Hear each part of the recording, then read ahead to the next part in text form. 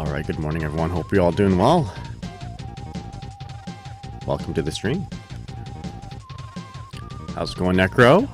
And underscore? Hopefully the music isn't too loud. Maybe I'll turn it down a little bit. I noticed that maybe I have the music down a little bit too much during my streams, but I don't know. I don't listen to my streams a whole lot, so I just like pop into... Sometimes I do like quality control checks, you know. I'll just randomly click on my video and like listen to 30 seconds of it and see how it sounds, or actually not see how it sounds, listen to how it sounds, and for the most part it sounds all right. But then I'm like, the music is a little quiet. But yeah, the music sounds a little bit overpowering right now, so I'll turn it down a little bit. And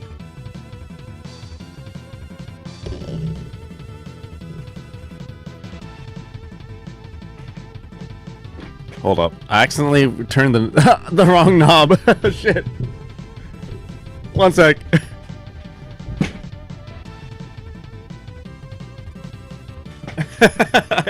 I started tweaking like the stereo knob. I'm like, no, the bounce. Hold up. There we go. Well, yeah, I hope you're all doing well. Welcome to the stream, everyone. For those who don't know, this is my dashboard. I didn't mean to show it, but here it is. You know, whatever, we'll show it. It's not really showing a whole lot. For those who don't know, my name's Nagai, your Guilty Gear old man, your Guilty Gear OG-san. Today I'll be playing some Guilty Gear Strive, and yeah, it's gonna be a good time. You know what? It probably looks better like this. For those also who don't know, my main character in Guilty Gear Strive is Dizzy. So you know what? Let's pull up the Dizzy Wikipedia. There you go. Something a little better to look at while I talk. And yeah, we'll be sharing some Dizzy stuff today, as per usual. There's a thing that JSav showed. Oh, actually, there's a thing that we were working on just yesterday before the stream ended. JSav and I were talking about a certain mix-up, and I want to share that with you all today. We bounced a little bit of ideas in his Discord, and I'd like to share with you what we found out. He actually posted on Twitter, so if you hadn't seen it already, it's all there. So check it out. Please check it out. We'll look at it in just a moment. But yeah.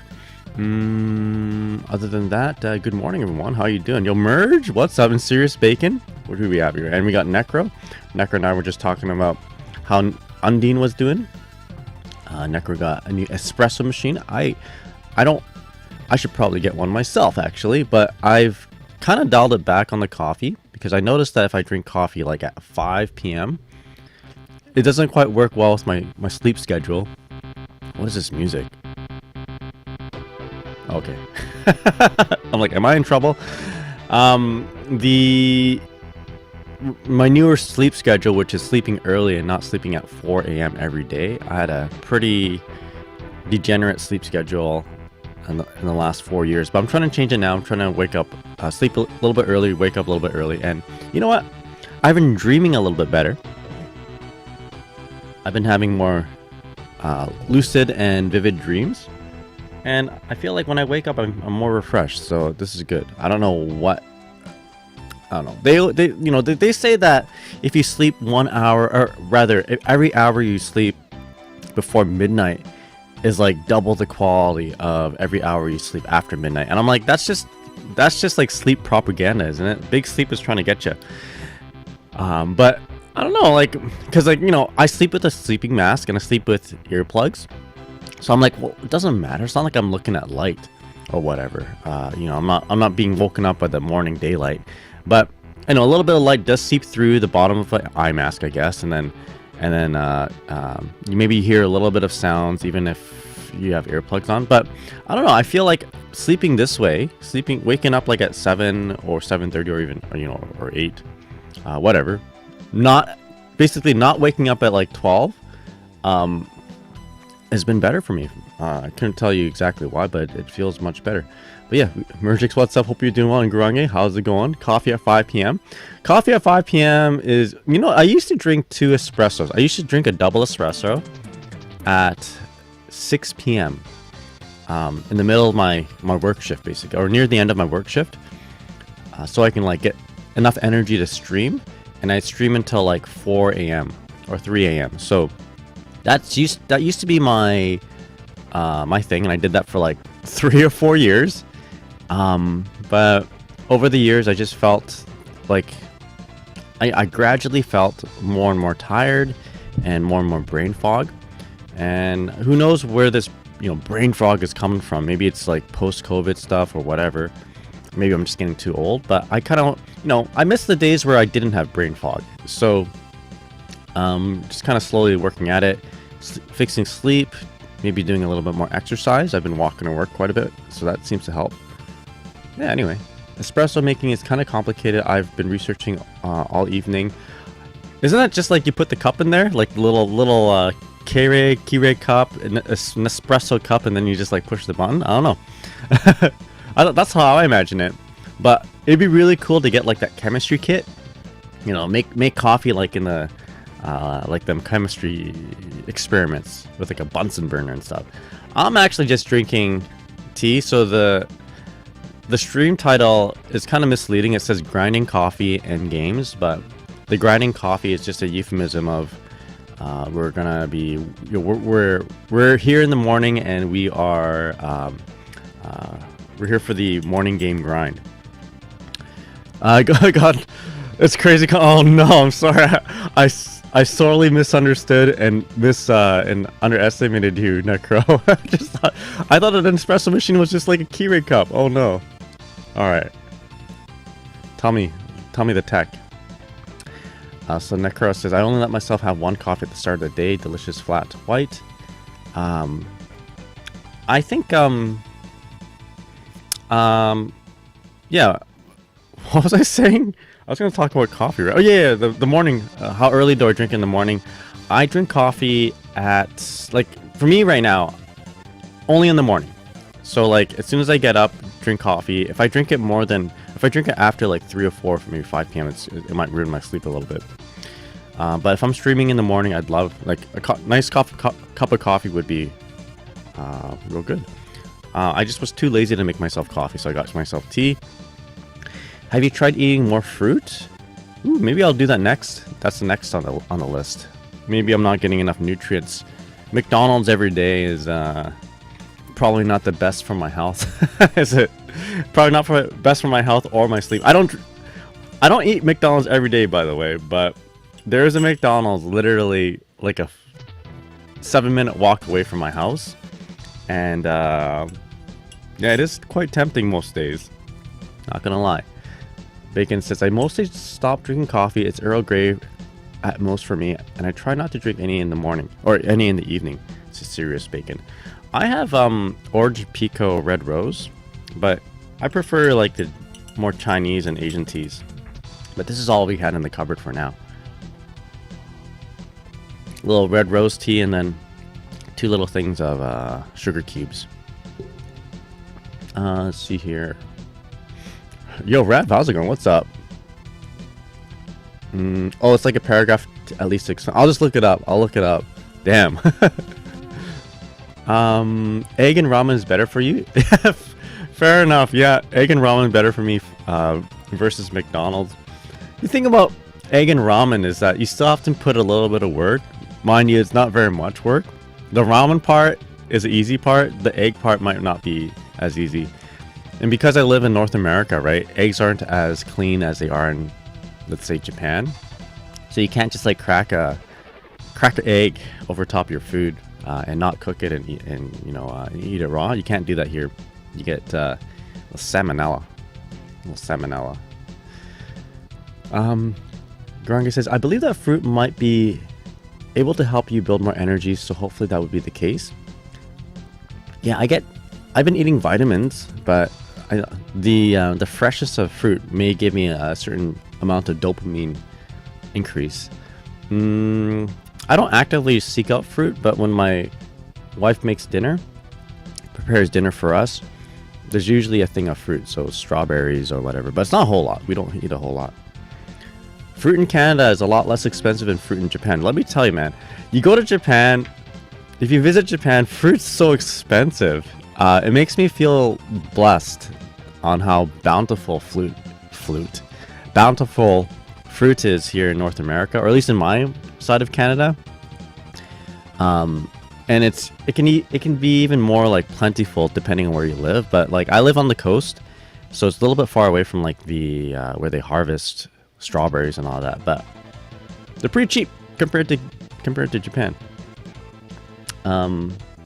But then Japan's just got everything. So, Japan.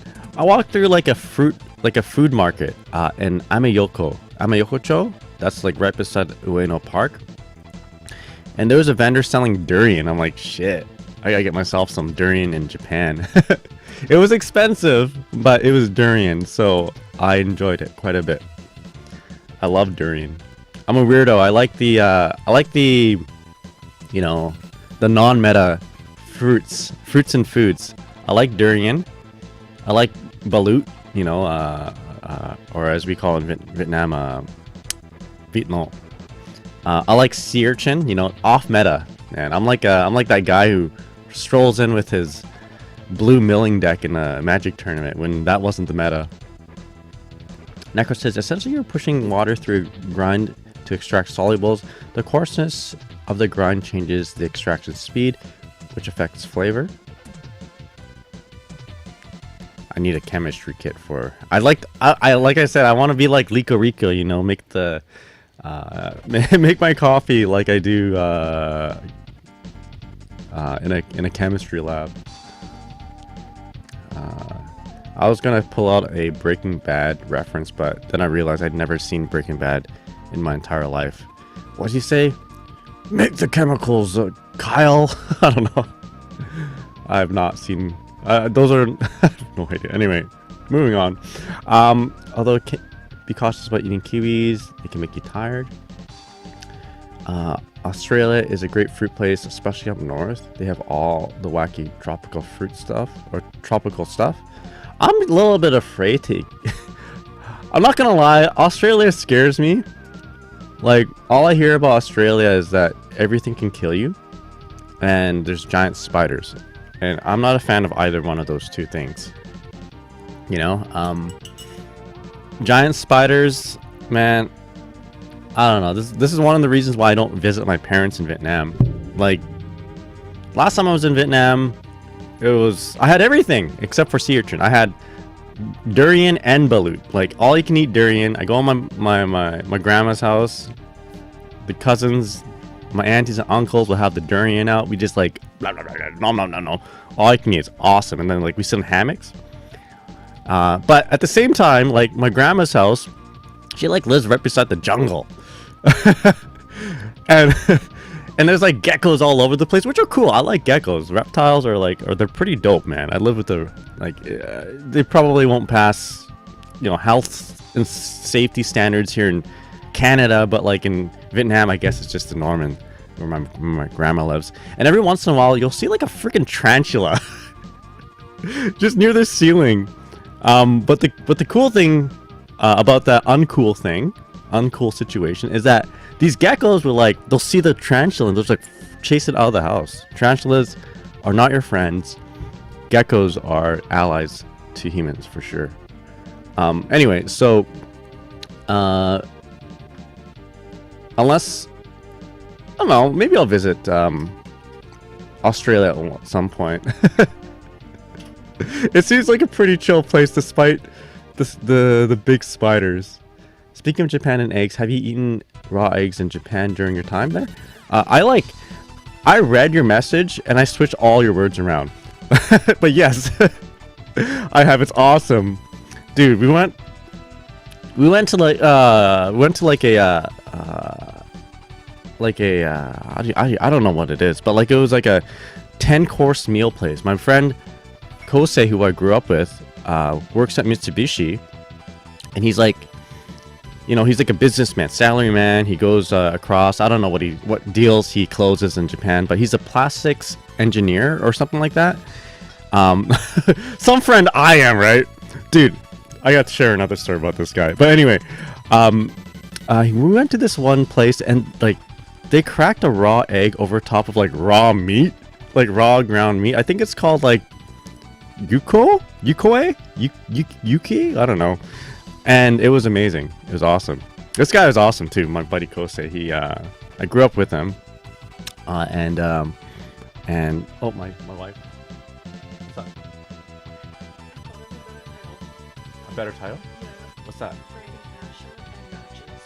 Oh, okay. So my wife informs me that I should change the title to grinding matcha and matches. That's a great one. That's for next stream. Okay, so I would go to the arcade. I don't know. I'd meet up with my buddy Kosei, and he's like, "Yo, what do you want to do?" I'm like, "I kind of want to play Guilty Gear." He's like, "All right," and it's like, "Come by this station, and I hear there's a good Guilty Gear arcade here." He doesn't play fighting games, by the way. He doesn't play any games at all. I just grew up with this guy, and he knows that I love playing, fighting games. I got him into a little bit of King of Fighters, and he's just like watching me. He's like, I think one of his coworkers played Guilty Gear as well, so he brought me and his got me to meet up with his coworkers, and we played Dizzy versus Johnny at the time. This is Excerpt, and he would just be sitting in the back, like smoking his cigarettes while watching us play, and he's like, he would do that for like, I don't know, we'd be playing for like 2 hours. He'd just be like, "Yo, this is good shit," smoking his cigarettes, and like this guy never smoked before he. Like back in Canada, but he was like, I guess he took it up in Japan because that's the thing you do, I suppose. I don't know. Anyway, yeah, balut. Yo, am I Filipino? am I like, I like all the Filipino foods there, Groggy. I was thinking like maybe I should go to the Philippines. I love balut, durian, and Jollibees. That's the best Breaking Bad reference you could have done. Make the chemicals, Kyle. So I'm way back. I need to catch up on chat here. Make the chemicals, Kyle. Is there a Kyle in the show? Mate, giant spiders are at least scary. The tiny ones are the scary. Why is that? Oh yeah, I guess because they can actually kill you. You gotta meet the Joeys. Is that like kangaroos? Necro says if someone starts explaining espresso and talking about spiders, they're probably Australian. Enter the gecko. Don't forget the snakes. So the snakes, I guess, yeah, the snakes will kill you. But so do the tiny spiders. We have spiders that can kill you here too. Well, not kill you, but they can cause quite a bit of damage. Black widows is what we have. But not up here actually. I live a little bit far up north. That no black widows exist in my area. But if I drive maybe 10 hours, maybe like 8 hours south, then we're in black widow zone. I'm actually drinking some matcha. Yo, grinding matcha and matches there, Grange. Let's go.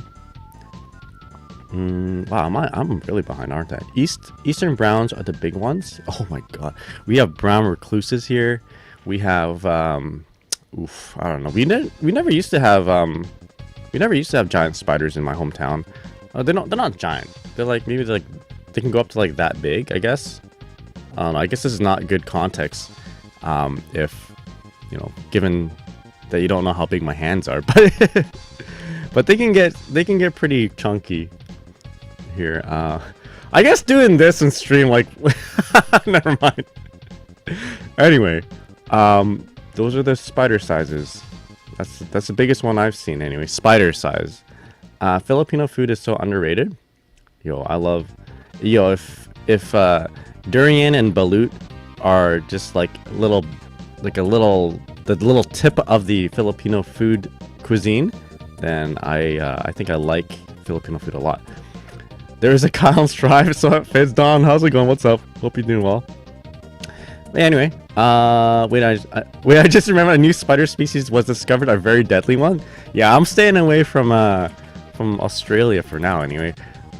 A type of funnel web called Newcastle Big Boy. Oh my god. The more I talk about these out loud, the higher the chance these are gonna come up on my feed. If I'm scrolling through Twitter or Facebook, I'm gonna see these now and then. I'm already seeing a little bit of it, like trapdoor spiders, and I gotta decide at some point to like click on the not interested. It's one of those things where like you get this morbid fascination of it, right? Oh, I just realized I don't have my other setup set up here. I have a morbid fascination of spiders. Like, I do not want them to be around me. There we go. But I think they're really cool. Oh, is this coffee? Chocolate, strawberry, hot chocolate. Ooh, chocolate, strawberry, hot chocolate. Along with my tea. Grinding chocolate as well. Thank you, honey. Yeah, what was I talking about? Yeah. So like, I don't want to touch them. I don't want to handle them. I don't want to look at them in IRL. But like, I might want to search a video up about like what is the biggest spider in the world or something like that. What is the biggest scorpion in the world? That sort of thing. Can this spider kill me? But don't have it near me at all.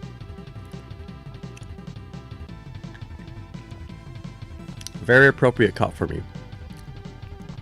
My favorite Overwatch character, Soldier 69. Let's go.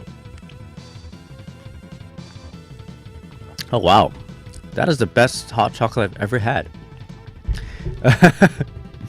All right, so Guranga says for Filipino food, I highly recommend sisig, kare kare, and sinigang. Why does all that sound like karaoke stuff? Kare kare, sing gang. Trying to get me to sing karaoke. By the way, all right. So this is a Guilty Gear stream. I do a little bit of yapping at first, and then we do some labbing. Gotta let you guys know what I'm gonna be planning today. I'm gonna be experimenting with a cross up that me and JSF were just talking about earlier yesterday at the end of the stream. I'm hoping to do a bunch of tower games. So grind up some matches. My rating right now is pretty low compared to my other ratings, so we're gonna try to raise that. Maybe not. At the very least, we'll get a bunch of games in. So that would be. I need to get more matches in, and we'll try to do the JSAB stuff that we talked about, and maybe continue to try and do the Paluna 5D fish bite sequence.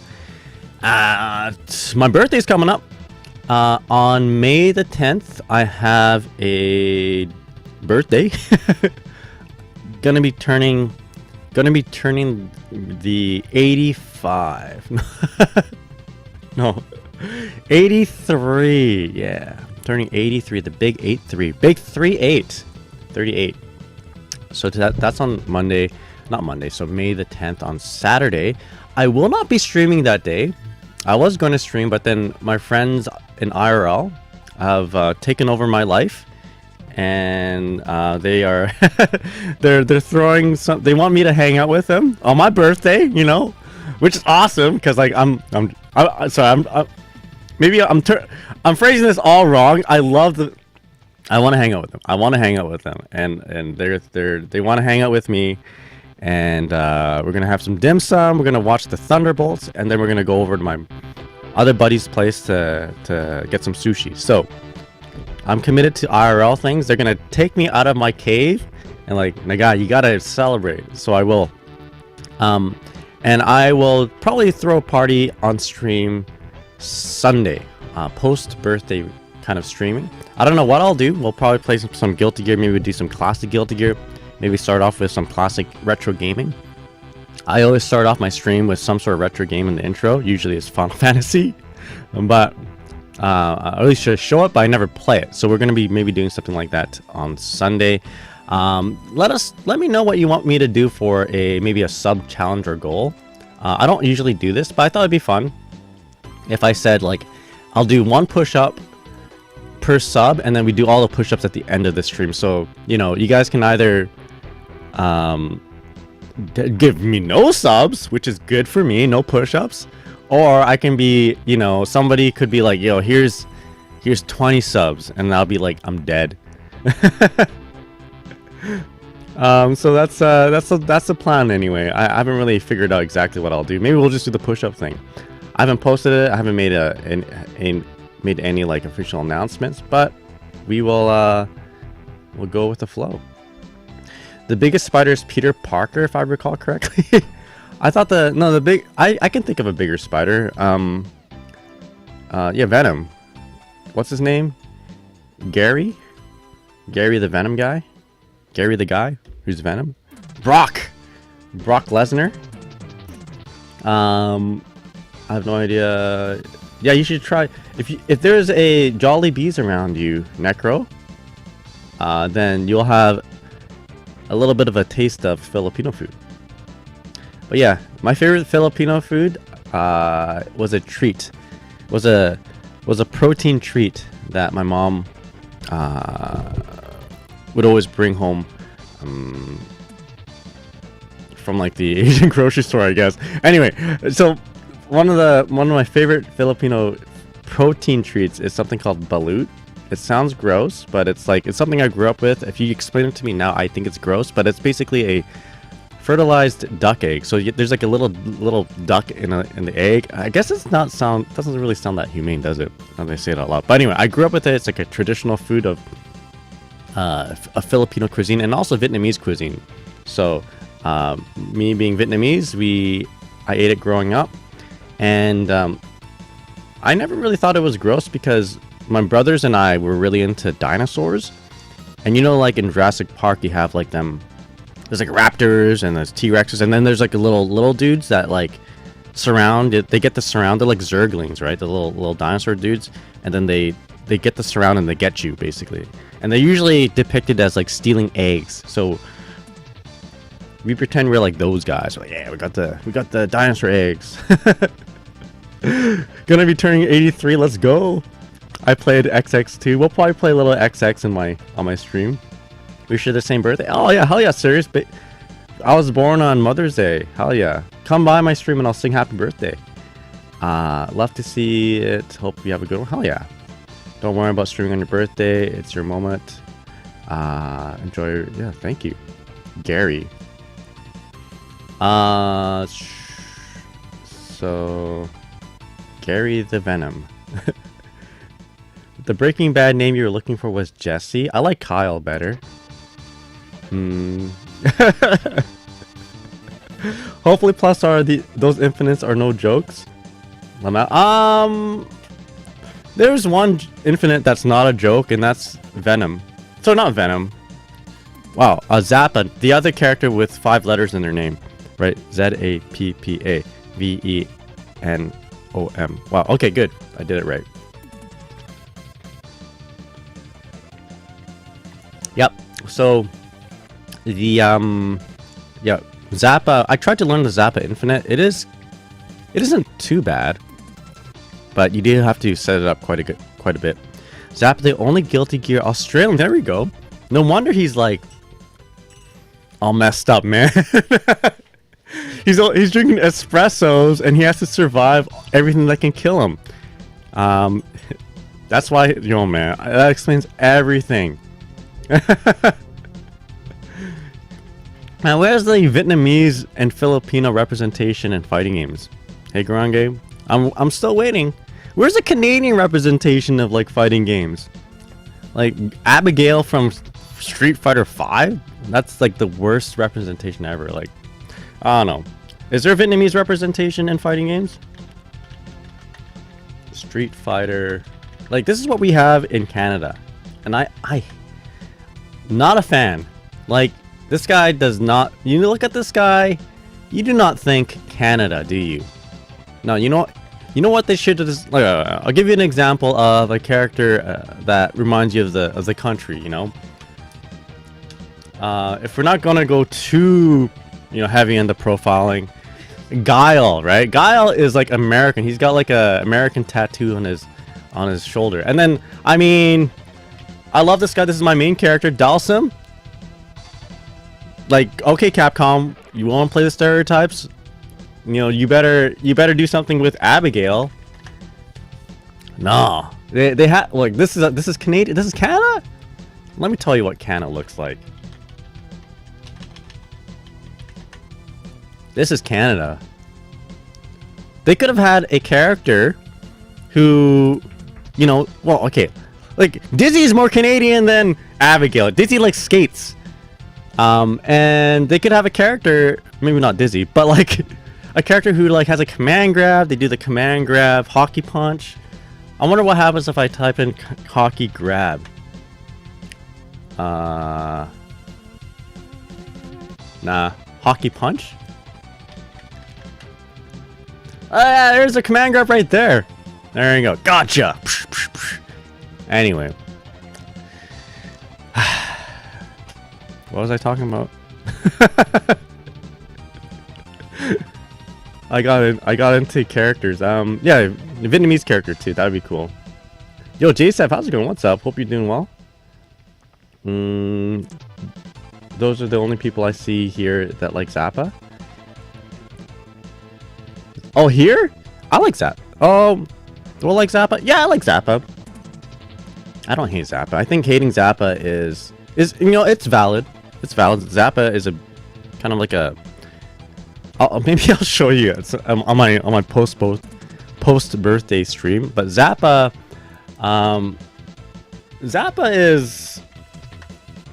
Okay, here's one thing that I don't like about Zappa. As an example, there's lots of things that can upset people about Zappa, and I'm saying this not out of malice, but because I play Dizzy in Guilty Gear XX, this kind of messes me up. But Zappa sometimes randomly spawns a dog. Well, okay, first of all, Zappa summons one of 3 things randomly, basically. You can activate the summon in several different ways, but sometimes you just wake up with the summon on you.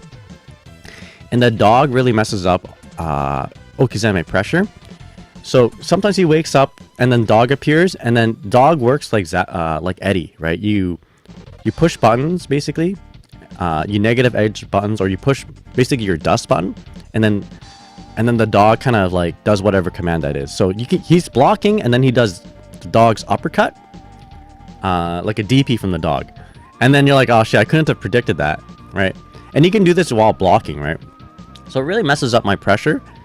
On the flip side, Zappa, of all the strong characters out there, is my best like strong character matchup with Dizzy.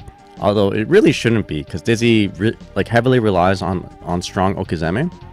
But whenever I play Zappa in tournament, it's tough, but I somehow make it through.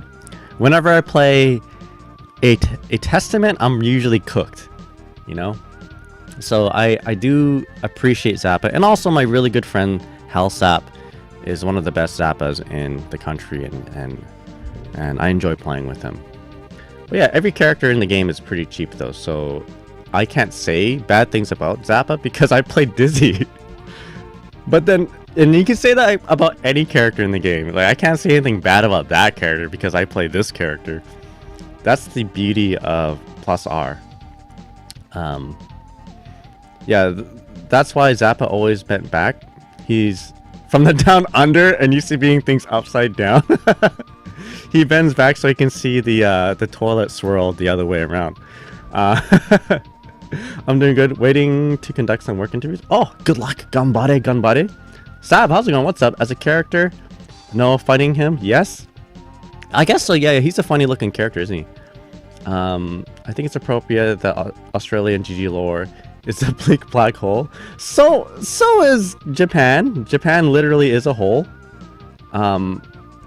Imagine Zappa comes to Strive. They would do something with... yeah. If Zappa came into Strive with what he has right now, which... Let's be real, that they're not going to do that. Then... yeah, that would be pretty wild. Okay, so basically Dog is like... If Happy Chaos can shoot his gun while blocking. That's what it's like. But he can shoot only close to him. Excuse me. It's probably just that the gear cells got into the emus. Oh, you're the one conducting interviews. Okay, well, still good luck. Good luck. Good luck. Ask him all the hard questions, or the questions that that might mess them up. Deciding their fate. That reminds me of Hokuto no Ken. Time for retribution. You know how like Guilty Gear is like heaven or hell, let's rock. Hokuto no Ken is like the time for retribution, duel 1 or battle 1. It's like time for retribution, battle 1. Decide the destiny. I love it. the best one ever. Ask them who to play in Guilty Gear? Yeah. Jason, here's what you do, man. Here's what you do. You have a picture of, like, I don't know, a respectable character in Guilty Gear. Let's just say Dizzy for now, because this is a Dizzy stream. And then you have a picture of someone who looks cool but is not really respectable. You know, like Slayer, for instance. But I'm joking a little bit, by the way. You know, I love Slayer, my Slayer friends. But then but this is just a test. Be like, which character would you choose? Decide your destiny, you know? And then if they choose Dizzy, like, all right, you're in. If they choose Slayer, you're like, all right, no, I don't know if you're cut out to work with the team here. You know? I don't know if you're not, your qualifications don't quite meet our standards. There you go. Very true. Hey man, I enjoyed playing Slayer a lot. I enjoyed playing Slayer, but I'm just using an example. I'm just using a, making a suggestion. Let's see. I'm half convinced they can do it that way. Now, tell me who you mean, and I tell you who you are. What if they choose pot? Then you hand them a bottle of glue. It's like, have fun, my friend. I'm joking. So here's, give him a goodie bag. I'm joking. Potemkin is, you know what? Not gonna lie, Potemkin looks like a lot of fun to play, and I do feel that if I switched over to Potemkin, I'd be doing a lot better than playing Dizzy. I strongly feel that. But then again, I'm not trying to say. Well, I guess I am kind of implying that he's not too difficult to play. But I did play Potemkin back in AC. In fact, Guilty Gear AC, Potemkin was stronger than my Dizzy.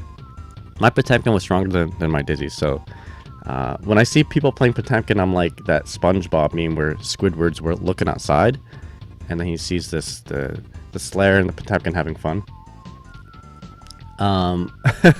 It's like the one meme where a bodyguard chooses to let you in or not. That's right.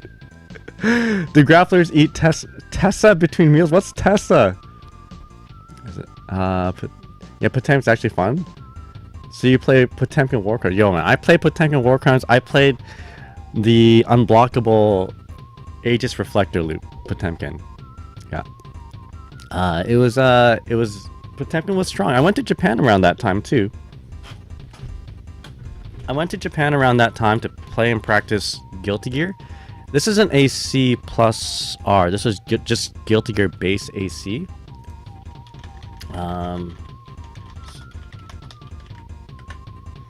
It was just AC, not plus R. There we go. It was this one. Dizzy wasn't that strong. She was like a solid B, maybe maybe a high B. But she had kind of like right now, she had some consistency problems, but she was still okay. She was pretty strong still. Potemkin though was the real deal. Potemkin, you can slide head, and it's unblockable, right? You cannot block slide head at full screen. Yo, Dr. Denorax, how's it going? Thank you so much for the follow. You block slide head on the ground, you get hit unless you're like flush close to him. Like if you're close to him, you make contact with like him falling down, you're okay. Anyway, so slide head is an unblockable, and he can pick you up. He can do a full OTG pickup. Like you don't get OTG state, you just you get comboed as if you are being juggled, right? If you're a little bit airborne, just a little bit airborne. So he would slide head, hammerfall break in front of you, 5k close slash or 5k 2h 2s2h heat grab, don't follow up, let you go on the ground, and then you have you're hard knockdown right in front of him. He does a little bit of a Aegis Reflector on top of you, and then walks back a little bit, slide head, and loop step. It was good. It was so good that Japanese players at the time told me to play Potemkin and not Dizzy. I'll play my Dizzy and then I'll play my Potemkin, and they said, I'm like, oh, what did you think? And they said, Potemkin, you're Potemkin strong, you're Dizzy weak. I'm like, shit. Anyway, speaking of Dizzy, we have some business to attend to. Yeah, it's like a tumble. Yeah. It's like a tumble. Except the tumble, you don't tumble. You you're in that tumble state, but you're in front of him instead of on the wall. It was quite something. And let me show you guys what is also quite something. JSav and I were talking a little bit earlier at the end of my stream yesterday, and JSav came up with a thing or two. So actually, you know what? Let me go ahead and pull up the tweet, and we'll take a look at it, and I'll show you guys what kind of like the concept and the results of the concept.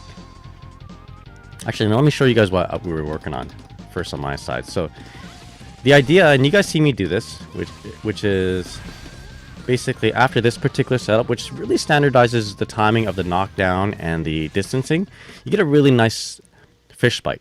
Like, it's a very meaty fish bite, and it's very consistent, right? It doesn't matter how far you are in your combo, gravity scaling and that sort of thing doesn't seem to affect it a whole lot. So if you get into this particular situation, freeze into throw, summon fish, and this basically. So it's a cross up. It's not the hardest cross up to see, but you know, you are truly crossing them up. If I hold back, I'm getting hit. If I hold forward, I'll block. Oh yeah, my channel redeems aren't working. Okay, let me fix that. All right, so there's this basic idea of the setup. Paluna likes this one too. Okay, good. I think I saw it. I think I seen this done from Daiji. It was a Japanese player at first.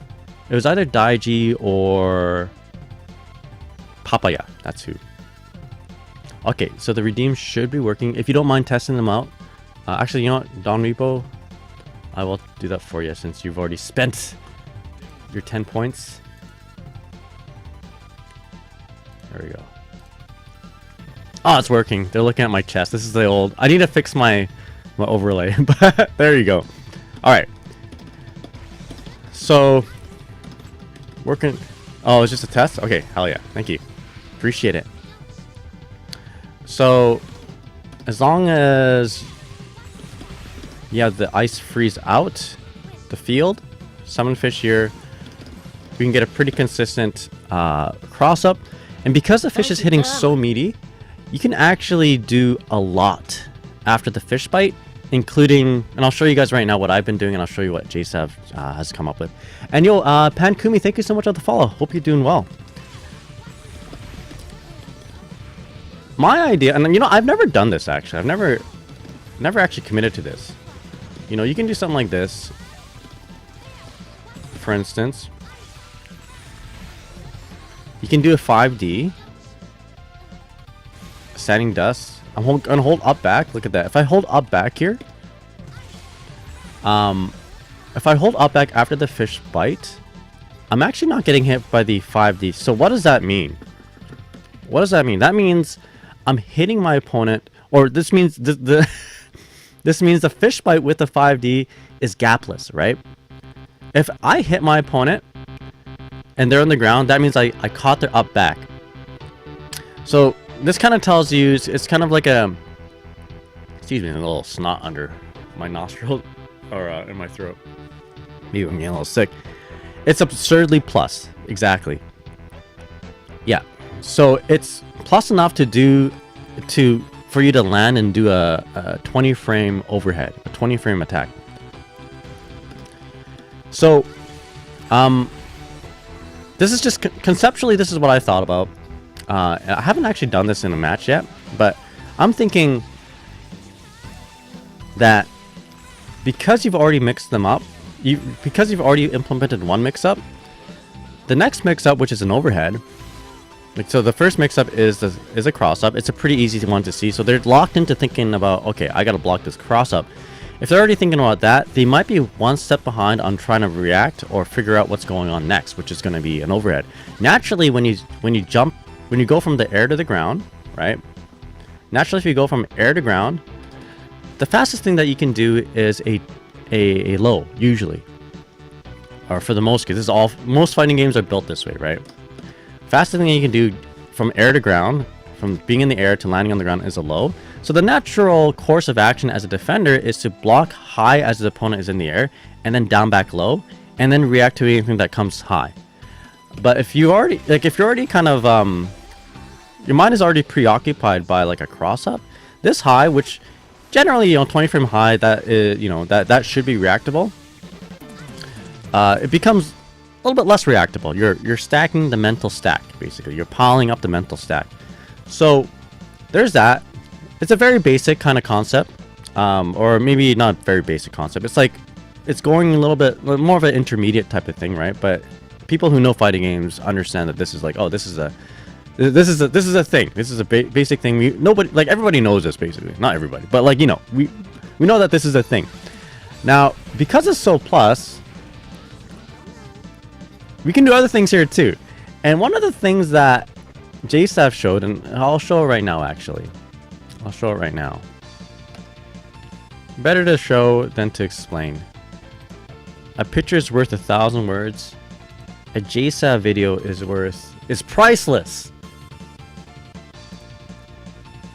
Alright, I gotta search this without you guys checking out my Twitter because, I gotta make sure I click on it beforehand. My Twitter isn't that bad right now. My likes. I never like anything that's too risque, just in case. I mean, I bookmark a bunch of stuff, but I'm like, okay, I can't show this. But like, anyway, but I'll like stuff that's kind of, that's pretty wholesome for the most part. Anyway, here we go. JSAV.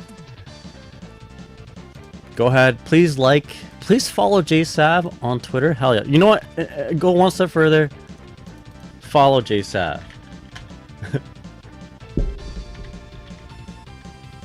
On Twitch. There you go. Because, JSAV is, is a very, very strong, not just Mei, not just ABBA, but a very strong Dizzy player, of course. There you go. So check this out. Really cool. Same kind of setup, right? And then we're going to be doing... Oh, look at that. Oopsies. I meant to pause it, not to descale it. So you have time just to even do your fuzzy. That's crazy. How plus is this? It's got to be around like plus 28 to plus 30. Now, one thing I realized after the fact was that I guess you don't really need to do a super jump back. You can just do instant air dash right here. Yeah. I always do a super jump back and then an air dash forward because I saw Daiji do it. But you can just instant air dash to get behind them, so you can guarantee that cross up, right? The cross up might not be the easiest, might not be the hardest thing to block, because if you look at here, let me show you guys really quick. He does it all. Yeah, no worries there, Jason. Of course, I gotta shout out the Dizzy fam. So like, I'll show you real quick. When does the fish hit? So the fish will hit. I'll pause it when it hits. It hits here, so we are well beyond. We're already on the ground, basically. How do I say this? We're already on the other side before the fish hits, like, or as soon as the fish hits. I think. Hold up, maybe can I do this? All right, here we go.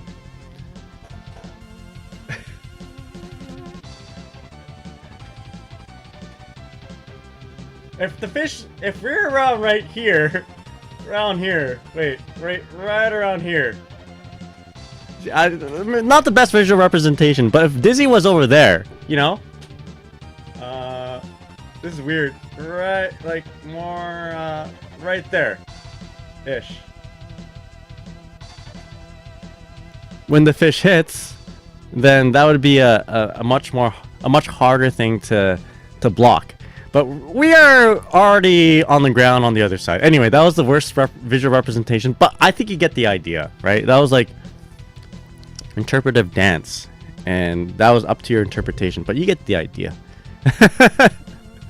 Does he need nerves? Nah. That guy's like a weatherman, yeah. The forecast is you're gonna get crossed up, maybe. No, the forecast is you're not gonna get crossed up because you're already gonna see it, but the mix-up that happens after is a real deal. Now, let me read some of this here. Yo, Self, how's it going? What's up?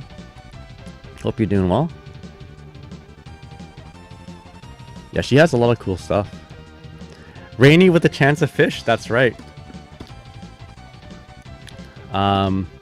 She's not very strong with a chance of buffs. So let's try that out. Again, you don't need to do a super jump. You can just instant dash. Oh wait, it pushes him forward. Hold up. Do we think fish could be too strong if we could soak a hit again?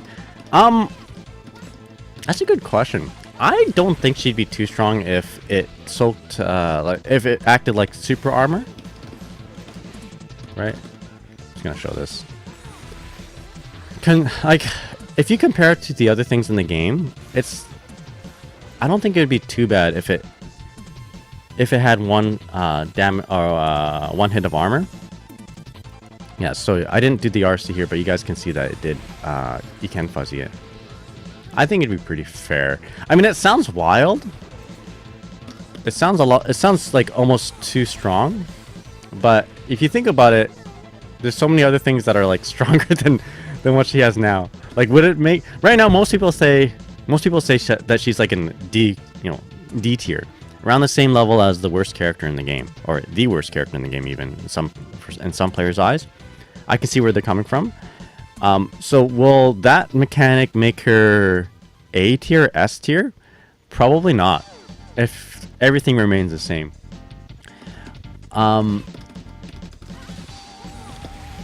One thing that I will stand on, well, the hill that I'll fight on, and I'll probably die on it because people will like kill me.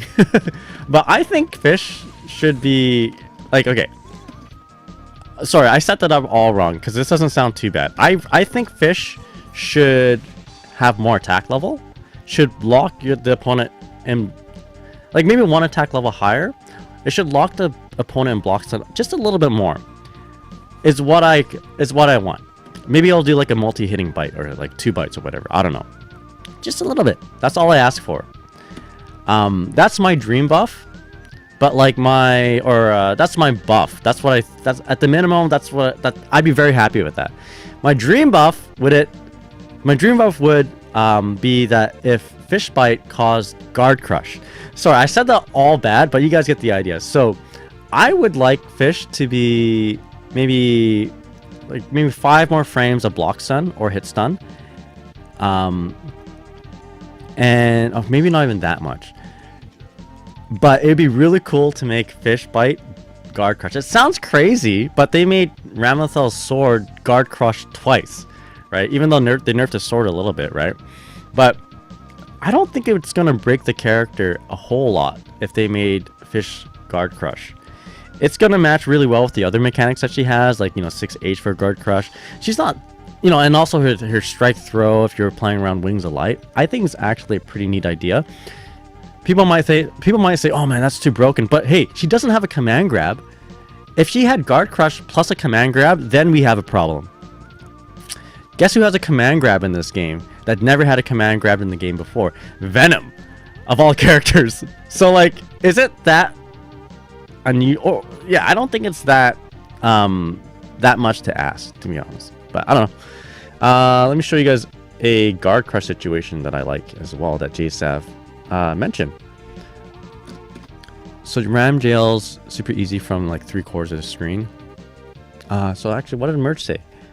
Merch says, let me read some of you guys' comments here. Clone can still tank hits. It just won't protect Happy Chaos if he gets himself hit.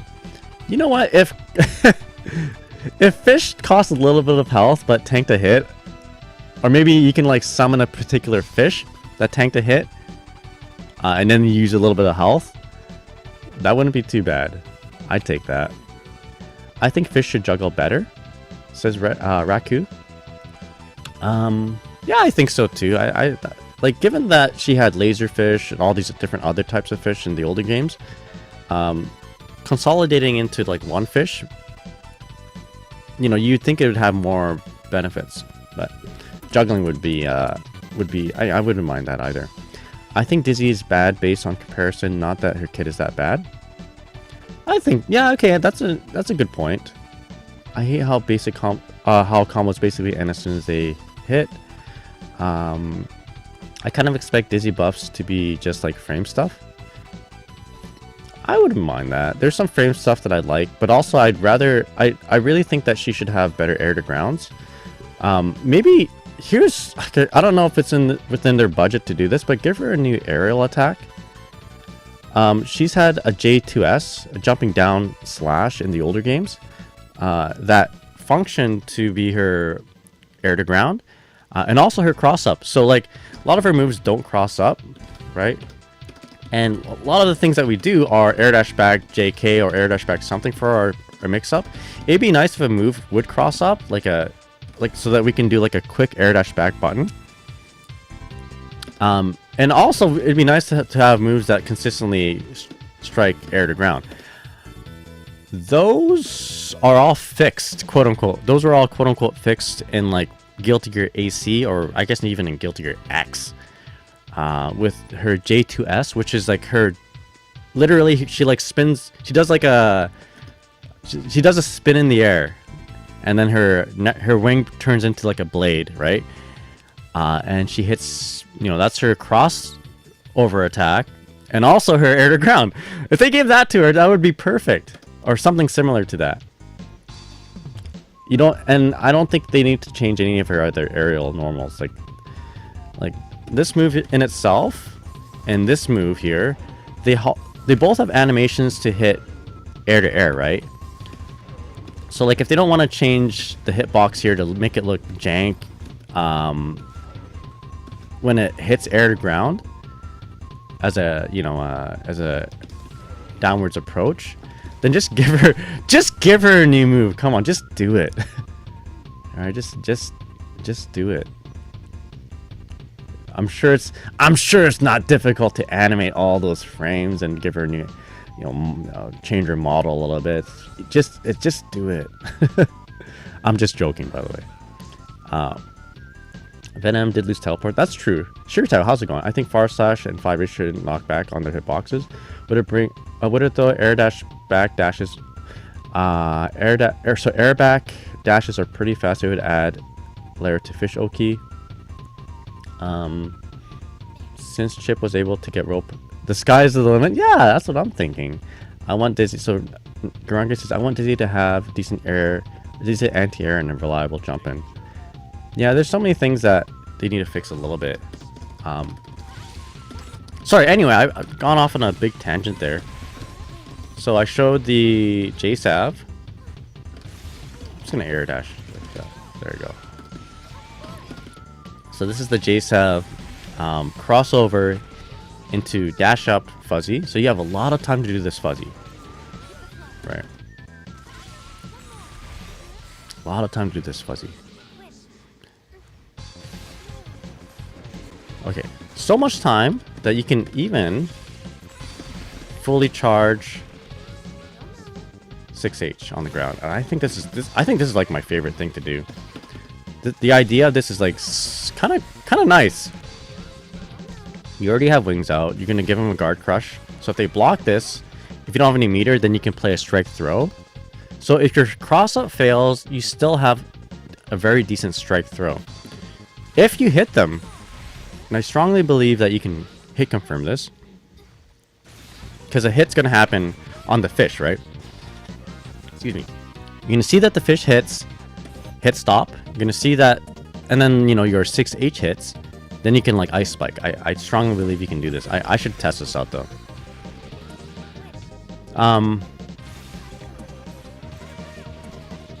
Big hit, right? When it hits, you can cancel that into ice spike. Actually, I'll just show it. Actually, you know what? Before I show it, let me show you guys that this is a frame trap as well. So let's hold up back. There you go. There's a little bit of a gap there. I don't believe. Oh, they can grab? No. I think you can just. You shouldn't. I believe you can't grab that. Let me just double check.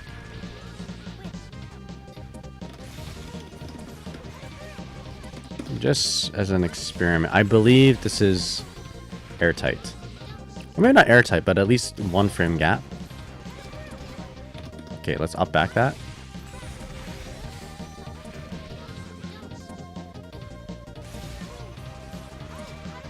Okay, so I mean, if you do it really quick, it's actually frame tight. It's airtight. So, they can't even grab you. No, you're good. You're good, G-Sav. Yeah. This is if you just instant air dash right away. Like I said before, it's maybe not necessary to do a super jump back and air dash forward. But I guess the super jump back and air dash forward kind of creates a little bit of the you know, it makes your opponent think that you're going to either cross up or do a same side. So you're good. We're good. I like this a lot because like this could just all be a means to build meter for the next step, right? Which is I'll show you. Maybe you can like 6H goes into a lot of things. 6H goes into a lot of things. You can do strike throw, but if you have meter and you know, maybe you don't have enough meter to do the fuzzy right away, or you don't have enough meter to do like a 5D RRC confirm right away. Maybe you want to build a little bit of meter with 6H into fish summon, and then you can do some form of mix here, right? So something like that. You can do a bigger combo if you like, but you get the idea.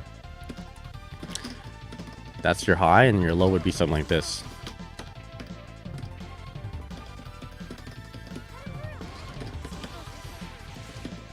Right. I think you get the idea. I'm just not executing. You know what? You don't need to. You don't need a dash in. Right, something like that. So that can happen after we do the mix-up. After we do that cross-up or do the setup. For instance, so like, what I guess my point is, doing the 6H, low-key my favorite thing now, because it opens up a lot of either pressure or combos, right? You hit them with the 6H, you can ice spike, and then you can go do like a cross up. Like that in itself does pretty big damage for just a few hits. You know? If you want to do this sort of thing, you can. Yeah. Let's see. They should let Dizzy spend 25% for Force Break specials. Double Fish Spice, OTG, Ice Spike Resend, Mikhail Sword mid-screen wall bound. That'd be sick. And let her detonate Ice Floor and give it a hard knockdown like slide. Yeah, I agree. Let's go. Alright, I'm gonna change the music. Oh no, we'll keep it the same. This is the Wild Guns Super Nintendo soundtrack. Yeah, Ice Spike mid-screen confirm is pretty good. Necro says, I think when it comes to Dizzy buffs, I can just say, I hope Arxis pulls from this stream chat from inspiration. Yeah. Give her double air dash. Give her triple air dash. If she's got wings, she can fly, right? I'm surprised I haven't done anything about her wings other than like this move. This is not a flight attack. You know, it doesn't give her flight or anything, right? But at least in the older games, they've, you know, gave you the illusion of like flight but with like a double air dash, super jump, double air dash. But why can't she fly? She's got wings. Yeah, double air dash is my favorite thing. Do you think, I don't know, do you think they'll give it to her? I don't know. Air dash? they're at the point where I think right now, you know, it's on the table. There's a lot of things that are on the table for Dizzy right now because of where she is at. They're probably thinking about it. They're probably talking about it. It's like, do we give her the double air dash? I can see them talking about that. Watching TNS this week, Polina confirmed at least a single match each set using wings. Okay, yeah. I think I do remember an excess, like a good amount of wings of light in their matches for sure. They probably won't give it to her, but they shouldn't have taken it away in the first place. Is this Shuri Tai? I was going to Shuri Tai. Hope you're doing well. Alright. So there's that. Now you might be wondering what we can do as a same side. We can actually just simply air dash and do do a JD for a break. And let's make sure that it's actually doing a same side and not a cross up. Or rather, we're not activating, you know, auto cross up guard. So I was doing I was playing around with this, and I was thinking about it. I was thinking too hard about it, I think. So JSav also posted on Twitter a much more easier thing to do for the same side confirm, which is simply just JDing right away and landing instead of doing a JH. There you go. So I held left, I didn't block that. Let's hold right, thinking that they're going to cross up. And just confirm that it is indeed a cross up. There you go. Yeah, so yeah, this will cross up. Or this will be a good complement, a good enough complement to the same, to the cross up that we just demonstrated. Can I do a move in the air on the way down?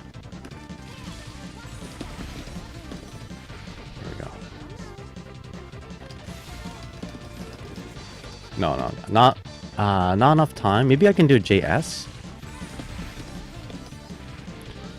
So, gotta be careful with these types of setups. No, that doesn't work. So just land and do a button. We can even do close slash. I think we can do a close slash, but we can't do 2H. We can do close slash into 2D. Oh yeah, JK would work. Let's try JK first. Always double test, okay, there you go, that works. Always double check to see if your crossover and same side mix-ups are actually doing their thing, right? So this gives a sneaky little cheeky high.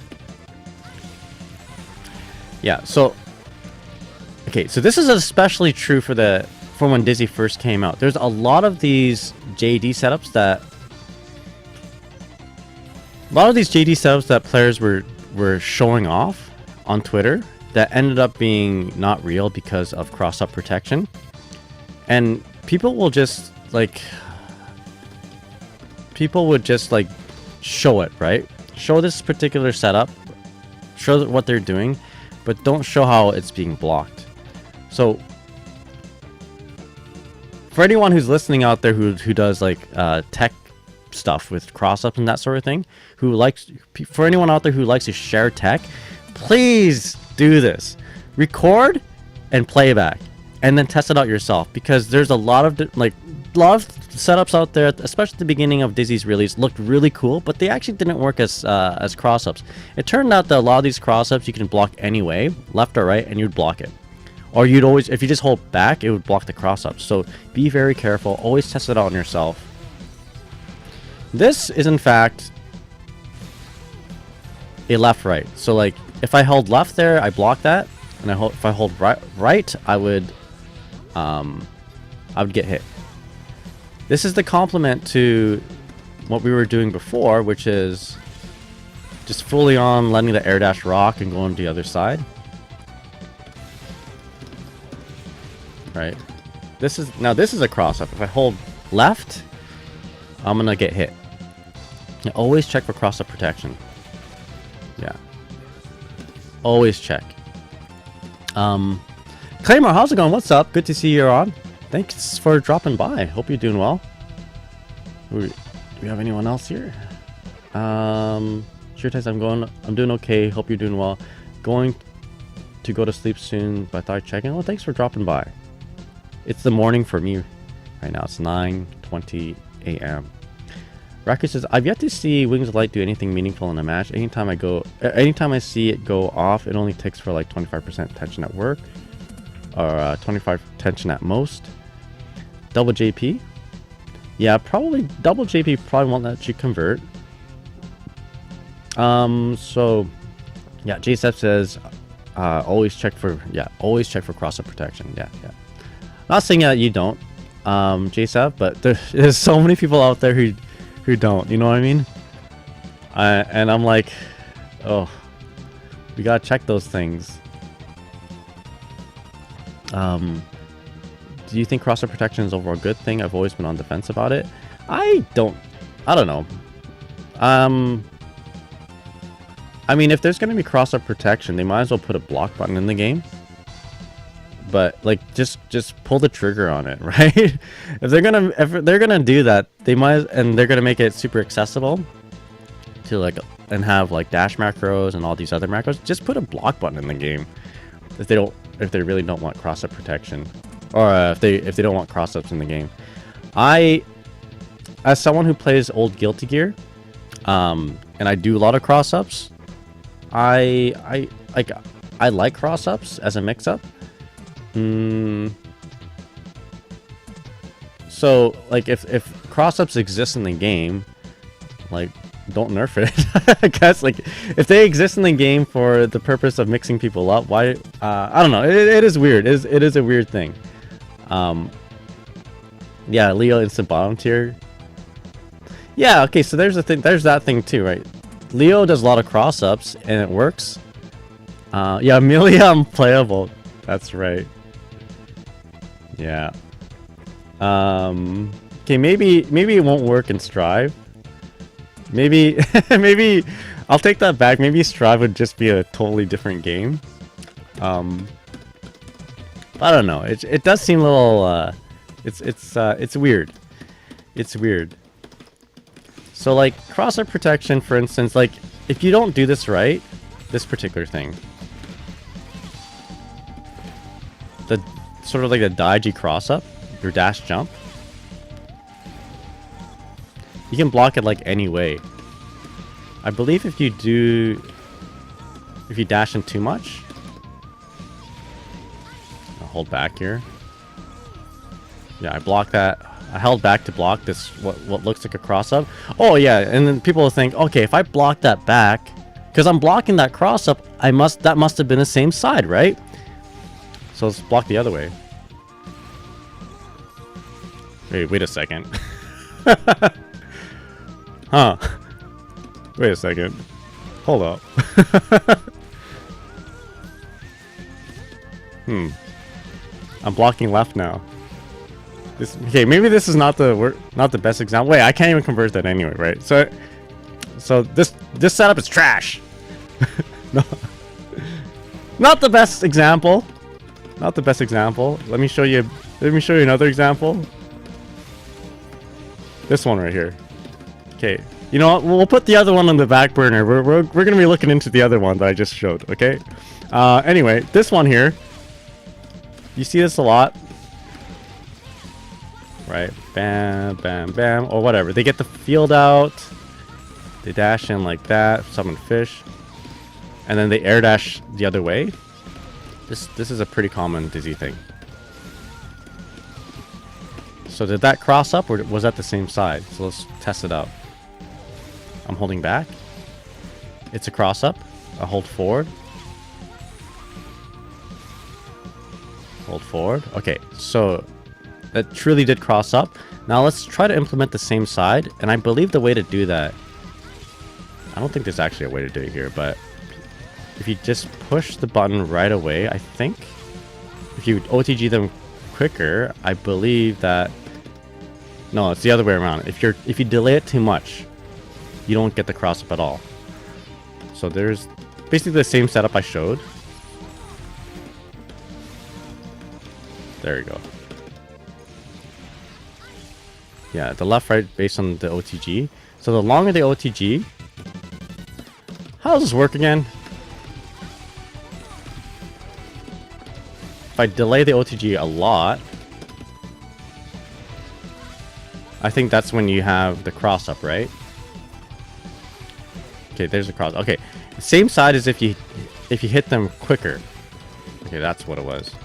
So let's record this another slot here.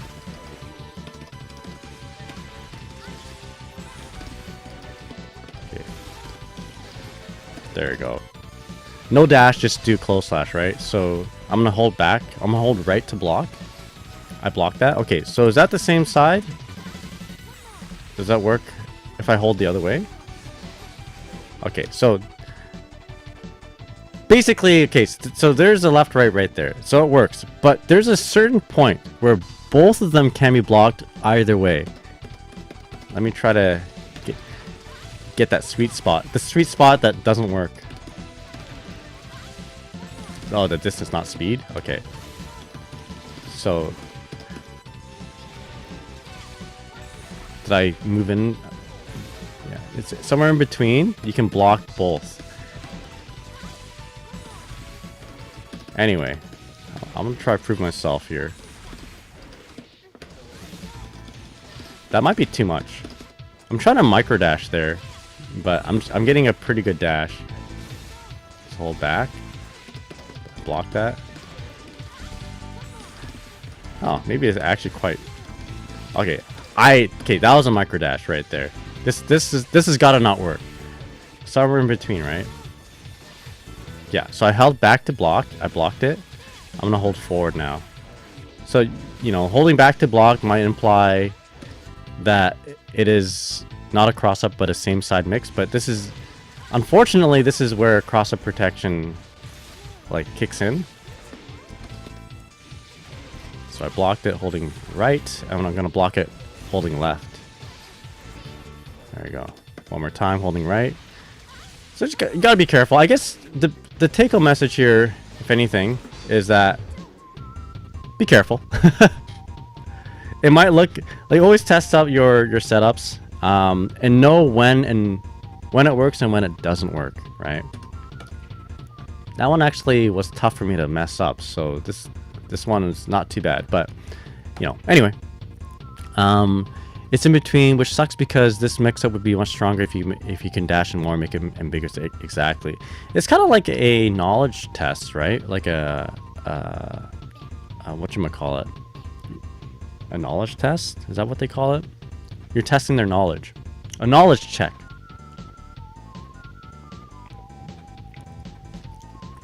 It's actually a good gauge of how comfortable they are with this matchup. And if they're not comfortable with that aspect of the matchup, then you can start pulling out other sort of unstable mix-ups that wouldn't work on people who know.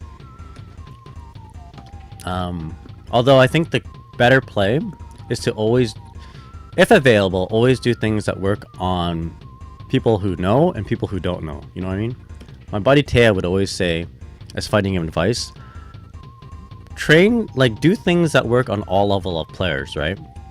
Like instead of relying on like a 28 frame overhead that does like so much damage if it hits, you know, it's better to rely on something that something that might, and a 28 frame overhead, by the way, can usually be blocked by like high level strong players.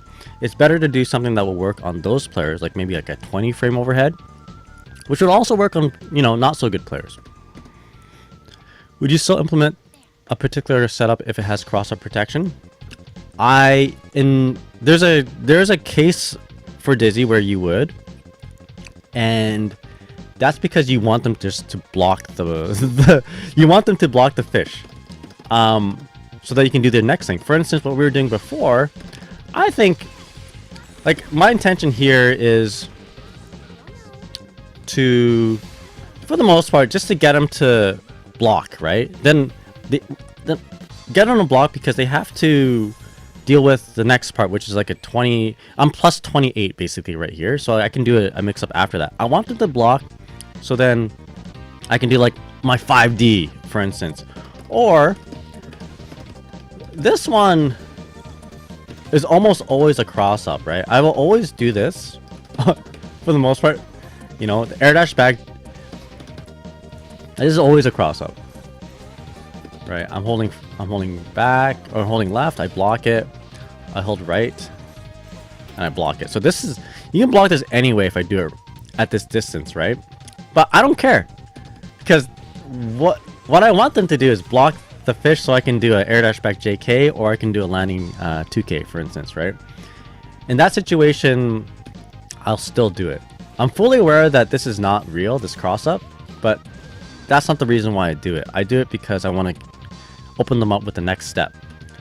If anything, jumping back like this makes them think, oh, I have to block this cross up. I'm going to have to left, right here. And if that's already in their mind, it makes the mix up afterwards, which is not that strong, more potent, you know?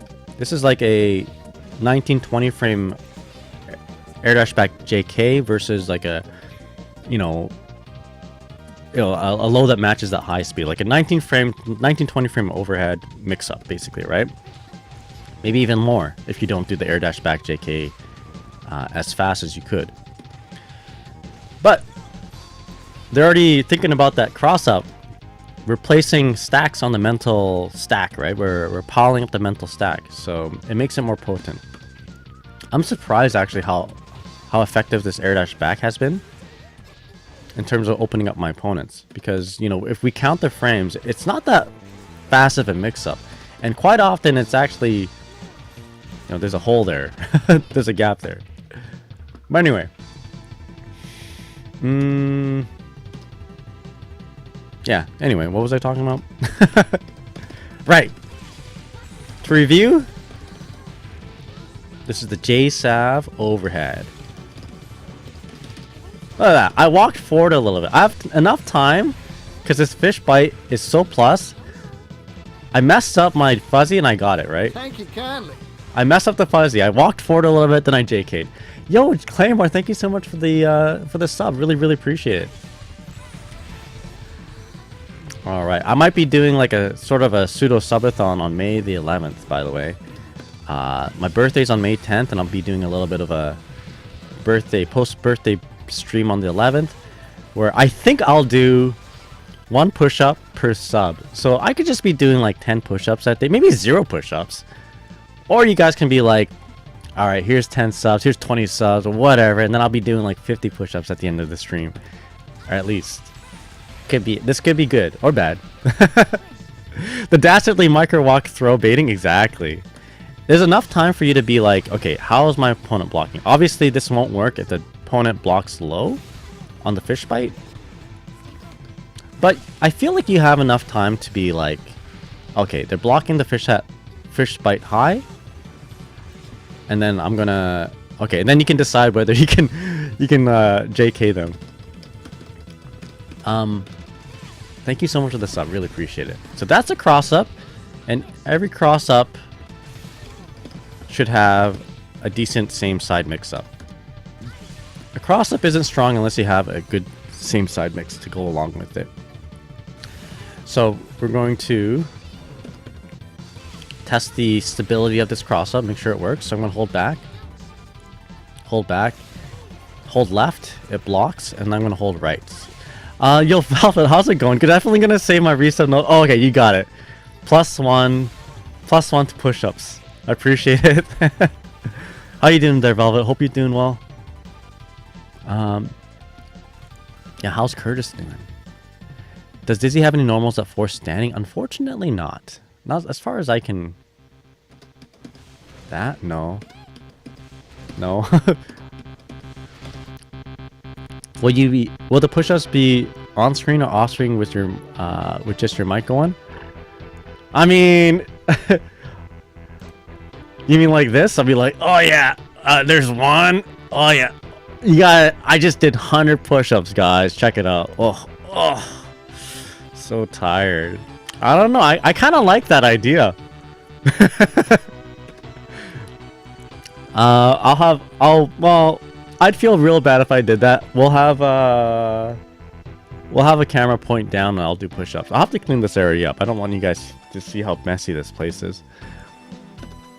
Nagai, I do want to do or give you something as a birthday gift, but it'll take... Oh yeah, no. Don't feel obligated to actually sub or give me gifts. I'm very blessed as I am right now. Just streaming and having you guys hang out would mean a lot to me. Don't feel like you have to sub, but if you have a sub and you're waiting for that particular day and you want me to suffer on my birthday, which I would happily suffer for gains, then feel free to drop a sub, but don't feel like you need to. You're not any worse of friend or viewer if you don't have money. Please don't give it to me. Don't sub if you're in trouble, if you need it for yourself, of course. Anyway, that's gonna be on Sunday. Hope to see y'all there. So yeah, and there we go. I think that's good enough. I think if we super jump back and do air dash forward, just to kind of make things look tricky, can I still stay on the same side and convert it? So let's do a super jump back, air dash forward, and then we'll do JD, land and do a 2K. I feel like we can. We should be able to.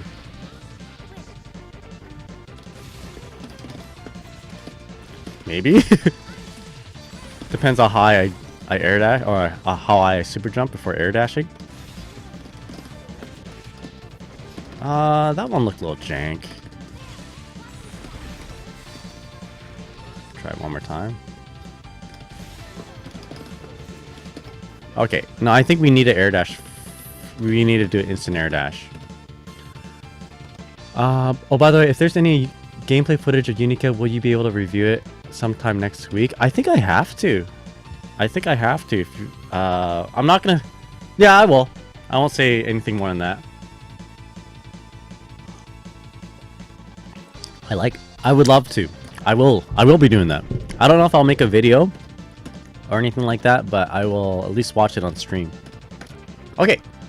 I think we're ready to go. I think we're ready to play here. Okay, so that's one of my goals, by the way. If you guys don't know already, things I like to do on my stream are make goals and try to implement them. So that's going to be in one of my goals. Yesterday we were working on the Eno matchup, actually. So let me review what I want to do against Eno. Eno's actually, not gonna lie, she's one of my toughest matchups. I don't know how you do it, JSAB, but I get cooked by Eno no matter what. But we were working on a few things, like how to deal with agitado. So let's go ahead and review what we did very briefly, and then just so that we're ready for Enos when they show up. Because Eno shouldn't be a character I'm afraid of.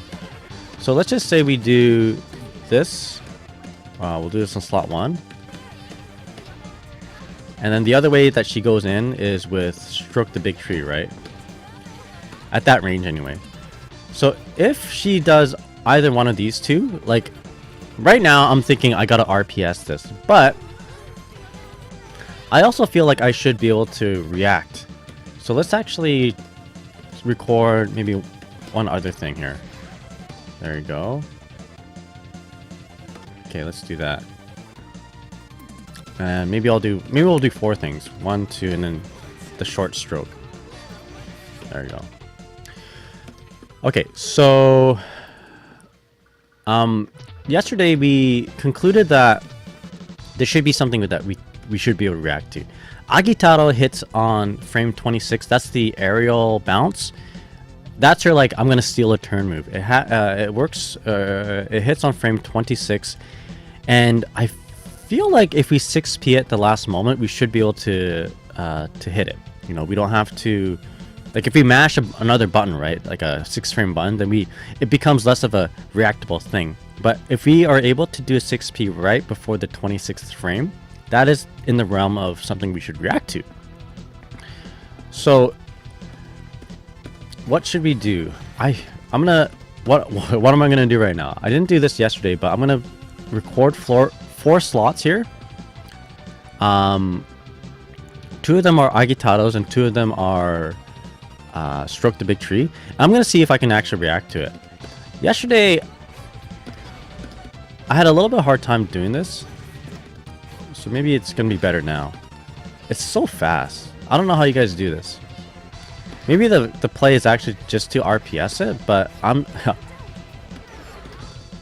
I'm not very comfortable doing that. Yeah, okay. Bam, bam. So she's in the air, then I'm gonna move forward to 6p. And I'm gonna try to block everything here. Try to block all the strokes. I can't do this. Hold on. Okay. I'm a little bit too late. I'm a little bit too late. Okay. Yeah, if she does it quick, then I'm in trouble. Should I be doing another button? Maybe we'll see if... Okay, if I see it, maybe I'll just 2p. It's gonna trade. I don't like that. But, I mean, 2p will beat it if we do it fast enough. But I'm too slow.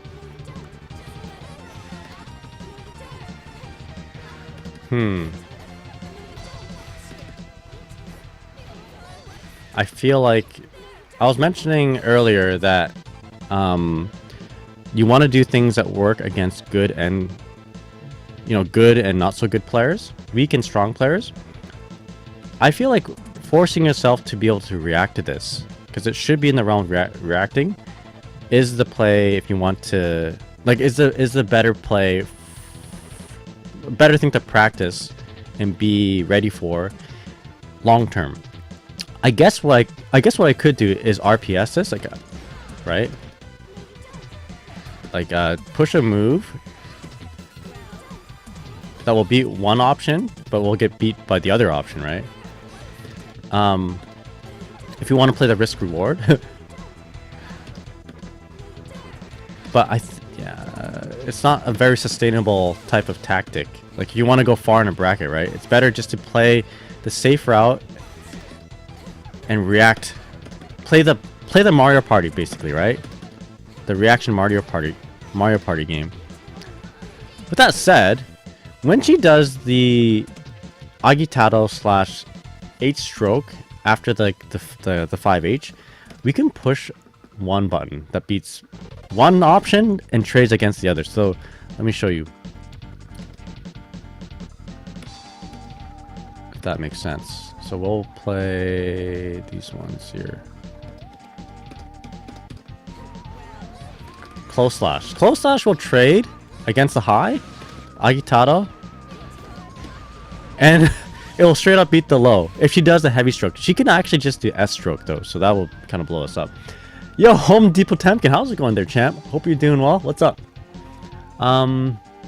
Risk and reward not proper. You can jump both, but one will lock you down. Oh, okay, that's true. Oh, I guess so. Hold up back. Do you? Okay, hold up. Oh, wait a second. So we can react and block the agitado? React and throw it? So if I hold up back the entire time, I can probably, yeah, air throwing is going to be easier for me as a reaction. Can I punish her on the way down? Not quite. That's actually not bad. I might like that. Yo, how you doing, man? What's up? The safer thing for Ino is 6H S stroke. Air throwing agitado is really hard.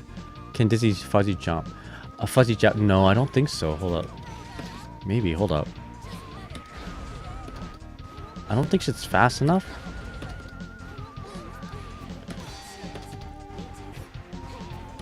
I guess there's several options that we can do. I like the close slash thing. I mean, if only she's doing this.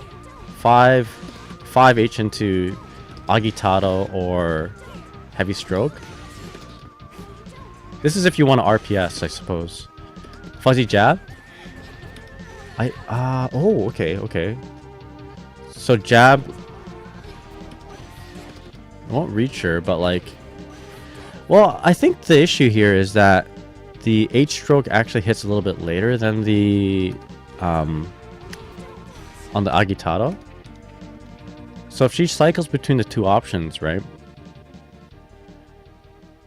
I guess this would make more sense if the stroke hit sooner. You know what? Let's take a look at the data. Let's confirm this real quick. I think. Let's see. You know.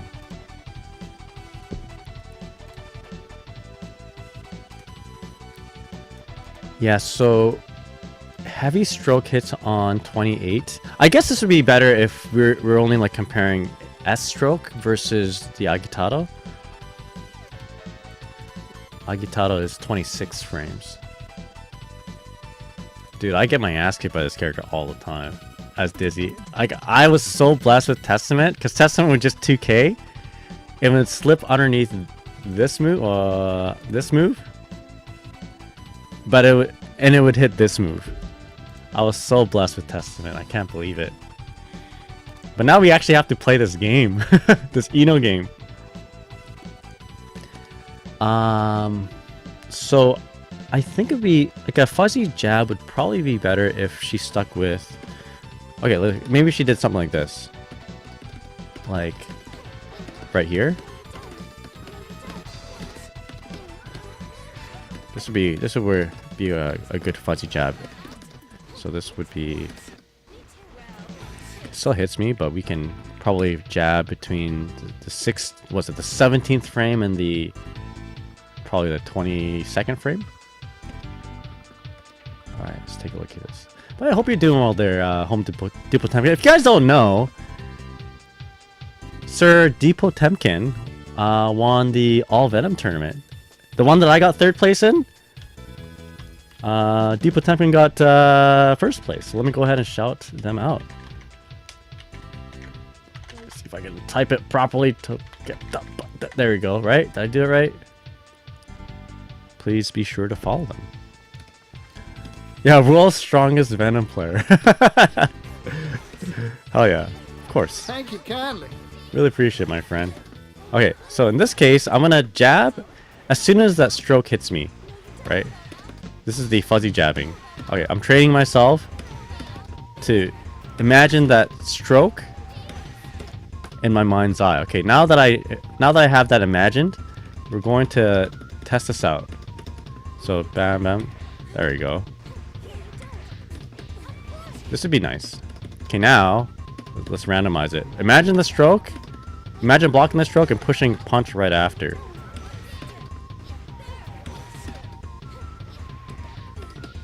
There we go. This would be a nice kind of defensive thing, right? But Eno's not always going to do a stroke. There we go.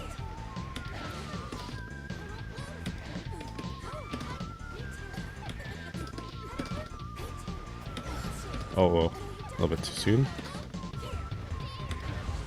Oh god. Can we just fuzzy 6p? Can I fuzzy 6p? Fuzzy 6p works too, I guess.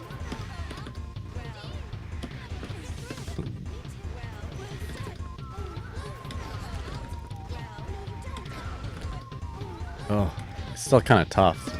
I feel like I have to like pay attention to the rollback frames and then see whether I should be reacting to this or not. Okay. Maybe a knowledge check move. Revenant. Yeah, talking to my buddy. Oh, my camera just died. Give me a sec here. Does this every once in a while.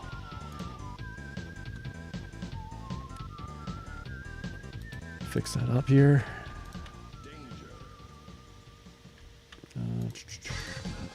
Does this every once in a while. Then I have to adjust the exposure maybe. There we go. My green screen. No, I think we're good. All right, there we go. Yeah. So Revenant says my buddy was crap talking MLA for months before I just told him to try it. Didn't realize how good it was because it makes people press on high and low stroke pressure. My buddy also now dashes in, air throws me. That's because I air block it often. Yeah, I wonder though. Yeah, would would the just holding up back be okay? Because if you hold up back, you're gonna avoid the stroke. But I guess you can do something something on the ground. She can like anti-air you. Let's see here.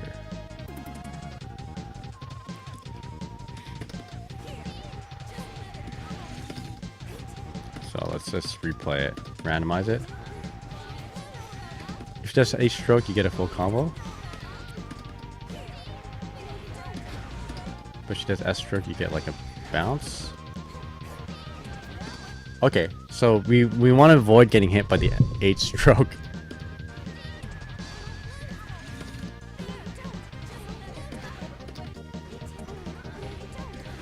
Okay. Just jump. No, I don't know. I don't know. I don't know what I want to do. I think on this range, if I'm gonna guess, she's gonna do either one of those two options. I'll probably mash slash. Knowing me, this is what I do. Just get the trade there. Get the trade. Or get the full combo. You know?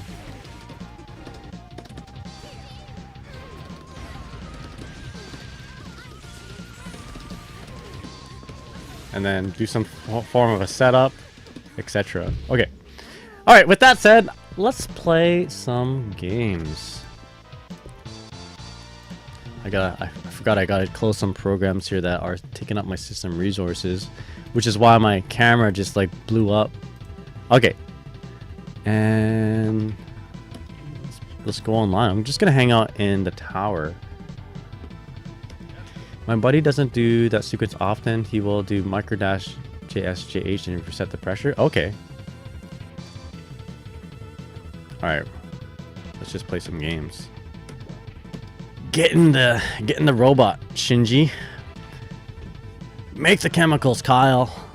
That's the famous Breaking Bad reference. Just make the chemicals. You guys remember that?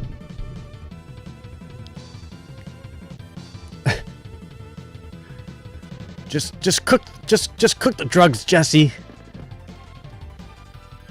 Oh, laid way back. Let's go. My favorite episode.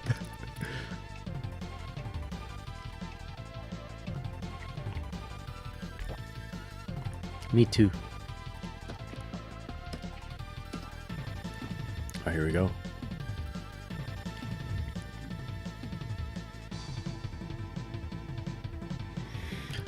Oh, excuse me. Cook the chemicals of illegal nature. Kyle, that's right.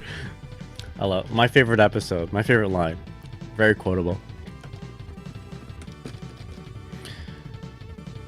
How's the lighting? I think there's not enough lights here. Gringa says, Nagai, who's your current favorite character in Dual Rulers? Without spoiling anything. I guess it's not really, you're not really spoiling anything if you say who's your favorite character. I mean, obviously my favorite character is Dizzy, but if it isn't Dizzy, and we're talking about who's mostly, you know, who's the main characters, actually scratch that. I don't want to say that because it might spoil stuff. I actually like Johnny. Johnny is a fun character in Dual Rulers. Johnny and Biken. Oh, you're watching Dual Rulers too soft? Isn't it like old 2000s anime? Quote unquote old. I mean, to me, the 2000s were just like last week, you know? Last year.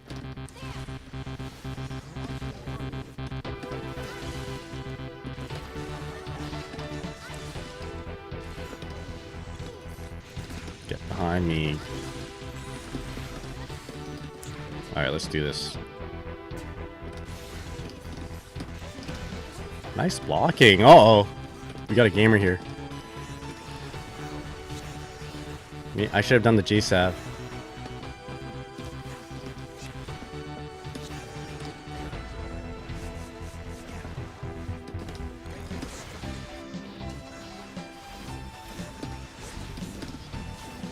Okay. Got a gamer. Hard knockdown.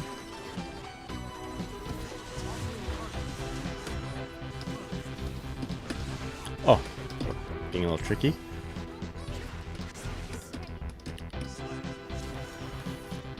No worries.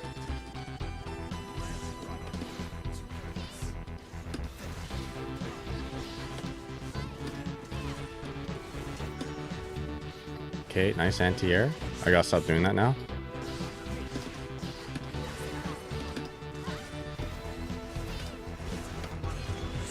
Does my thing deflect this? Oh my god. How long am I gonna search your deck for?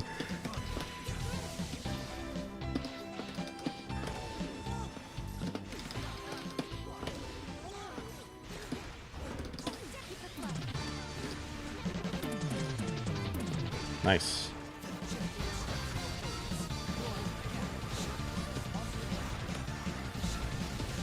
Oh, bouncy balls. I think I'm dead. Oh! That, oh! Woo! It feels like a lot. It feels like they really made it for the fans, and the animation is so good. Yeah, I also feel like the show did a good job on making it easier for people who don't know Guilty Gear to get into it. You know what I mean? Like, they introduce the characters and they're like, yo, this is a Ramlethal, and then she likes burgers. She's cool. You know what I mean?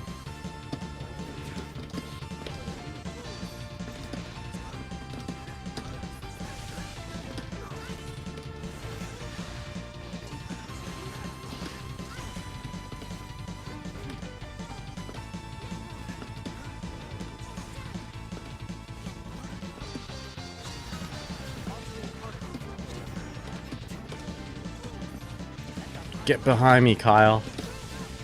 That's another famous Breaking Bad line. Get behind me, Kyle. Alright, let's go. I see the red thing. I'm gonna back off a little.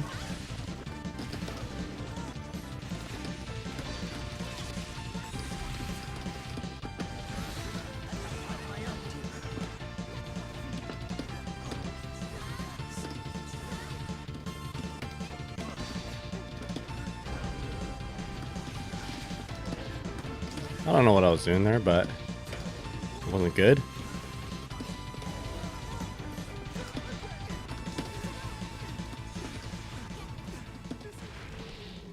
Can I kill?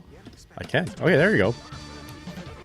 I sold it to a friend saying, if you like JoJo, you'll like. Yeah. It's like, it's got the narrator, right? They like show something. You're like, yo, this is Alpha Valentine. She's the sister of Ramlethal. And like the JoJo's Bizarre Adventure narrator? Yeah, I'd say so. The opening reminds me of yesterday when we watched anime in the 2000s soft. He's waiting till all is out to marathon though? Hell yeah. I love all the cameos. Yeah, they're quite a bit of cameos.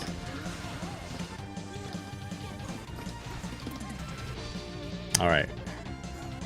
Implements grappling. Oh, nice attack. Oopsies, that was supposed to be 2D.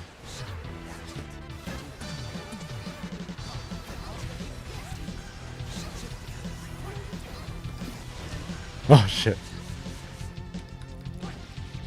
Just yesterday was when Naruto came out.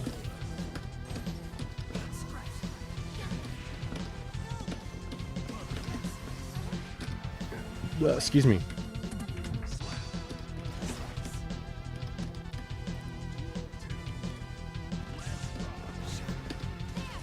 Woo, let's go.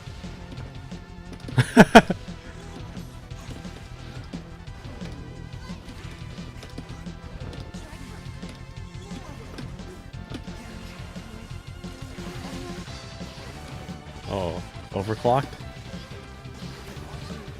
Hit me with the overclock remix, OC remix.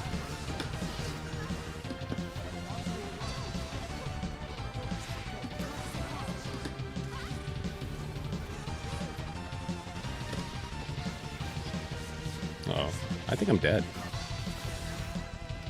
Yeah. The OC remix. Is that what he says? He says overclocked when he turns when he gets that one staff. No. I'm really enjoying the anime right now. Like I thought, like I was afraid it might not be to our standards. You know, we've been let down by 3D anime. We've been let down by 3D anime. Like Berserk. But then there's some, like, I don't know. I don't know if I like the one show High Score Girl. Like the animation of that, but I do really like High Score Girl. The anime on Netflix, but sometimes the 3D animation kind of throws me off. But Guilty Gear anime really looked nice. I liked it. Yo, Drews, how's it going? Thank you so much for the matches. Sorry for no rematch. It was a little... Oh, no worries. I didn't hit the rematch, actually. Did I? No worries. It is a little laggy. I am from West Coast, and my internet is, like, it's pretty bad, actually. Like, in terms of... Because I live in, like, the middle of nowhere. You know, I do my best to make it better. Like, I'm wired, of course, but because I live in the middle of nowhere, Canada, we don't exactly have fiber optics, sadly. But yeah, I hope you're doing well, GG's. That was good stuff.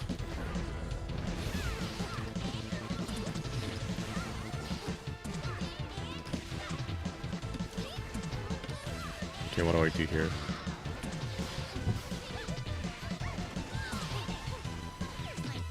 There we go. I should probably pay attention to this. Yeah. As far east as you can go. Basically, I live in Alaska here, Drews. So yeah, it's a little while away. We're pretty far. Literally on the other side of the continent. No worries. But GG's, good stuff.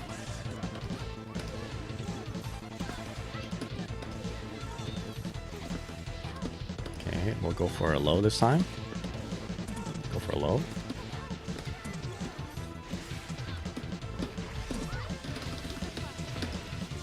There you go.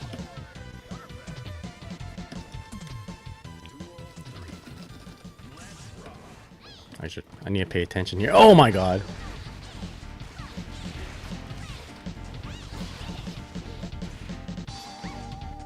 Oh! Little shimmy action. Oh yeah.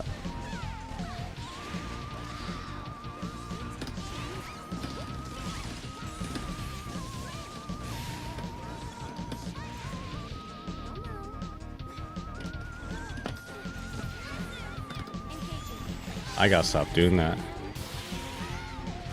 Okay, we're going in.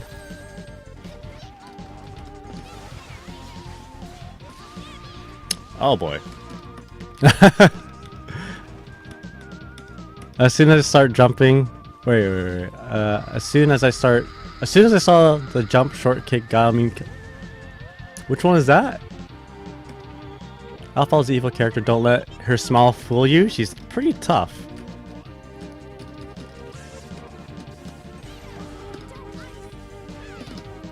Nice. Oh, that, yes. Yeah. Oh, such a good show.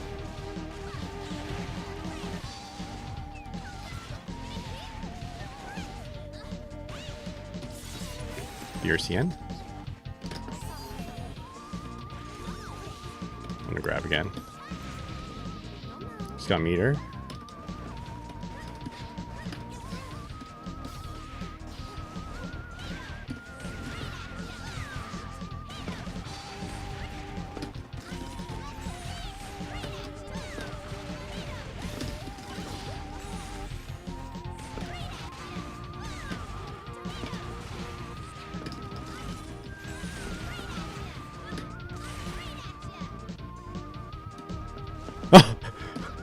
I'm scared of that. All right, let's go. Yeah, she's scary.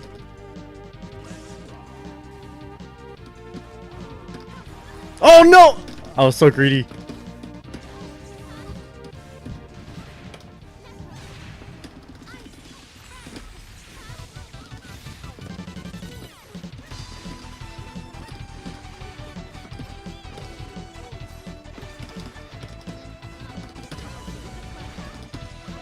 Alright, there we go.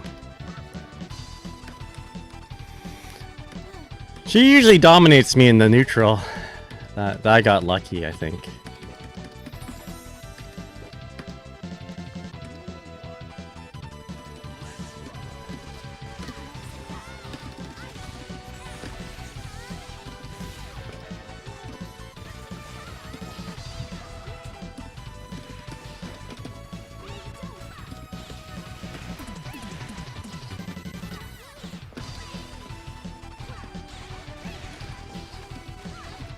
Oh boy. Maybe don't backdash? Okay, that I need to react to. Okay, no worries.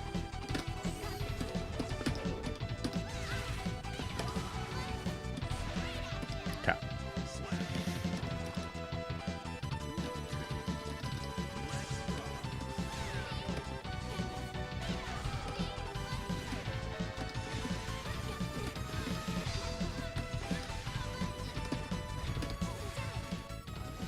Oh, I was trying to do a sweep.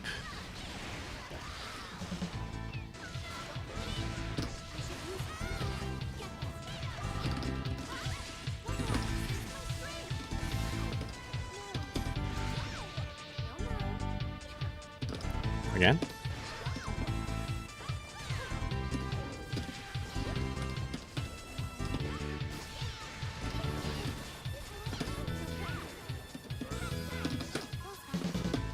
Oh no!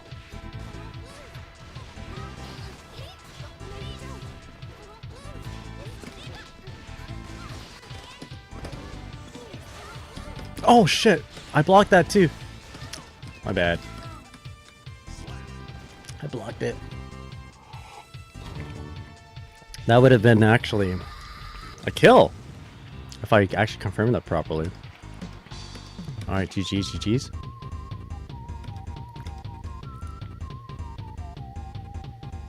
Yeah.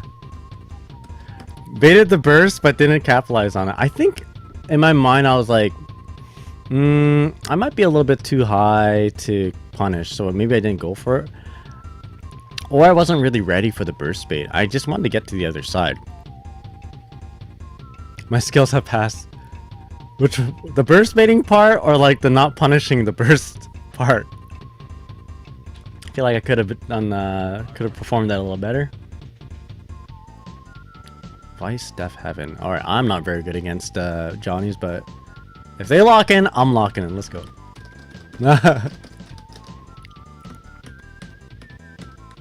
I need your burst baiting / punishing as well. Alright. Yo, Flayed Wayback is around. GG's, my friend. GG's. Didn't you make a video playing strike throw as dizzy? I did. Maybe I should be doing that more. Is that what you're maybe implying? Gotta do more strike throws?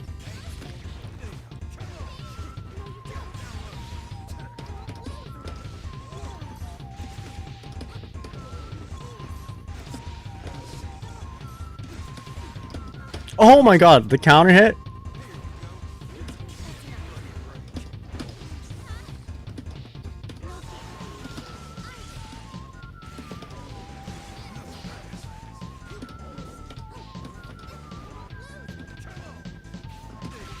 Shit. I got Zwide. So why not?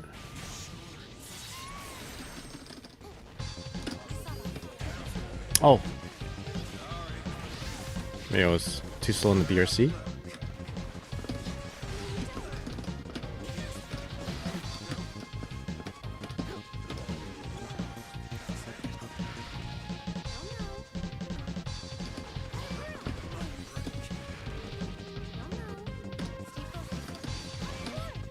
Okay, I was afraid that wouldn't kill. In fact, maybe I could have killed on the first throw.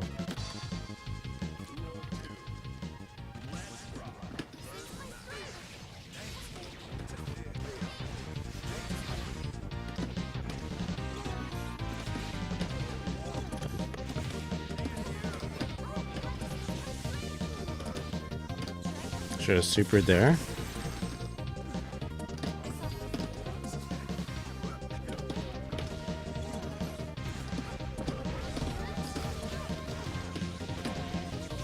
Alright, let's go. I don't often win against Johnny's, but when I do, it doesn't usually happen, so when I do, I feel pretty good.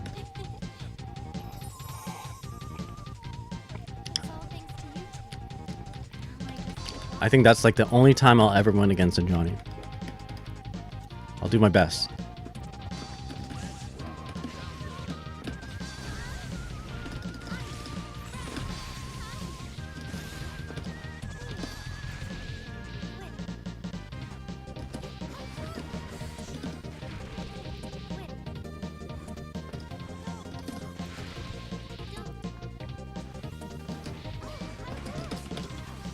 Oh, what the frick? I can't believe I did that.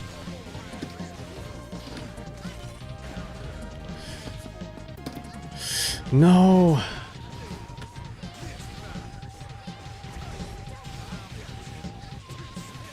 It's okay. Shit, what did I do wrong there? Did I cancel my fish too hard? Too fast? Ah, whatever. Ah, that's too bad.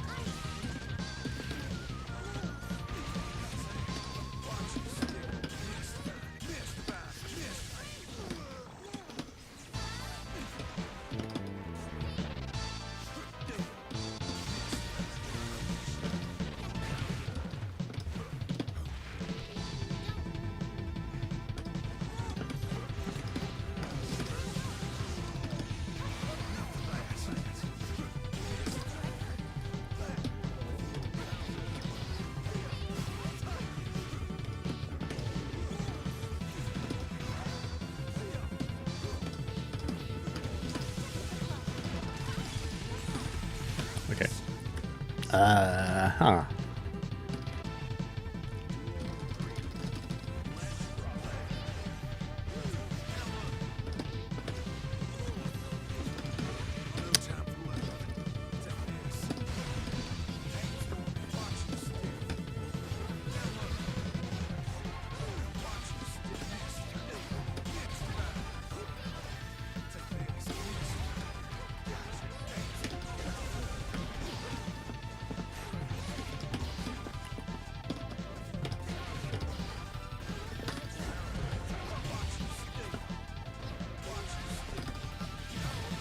Oh, yikes. I think I had some good moments there. Moments where I could have made things happen. Like that fish hit in the air would have been nice to juggle with the 5K when I landed on the ground. But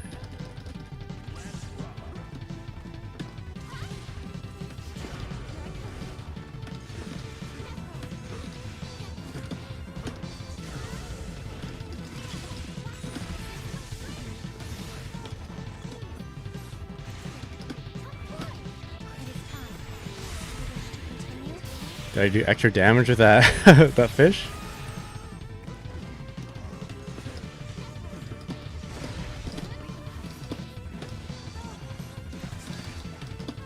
Uh-oh, too high?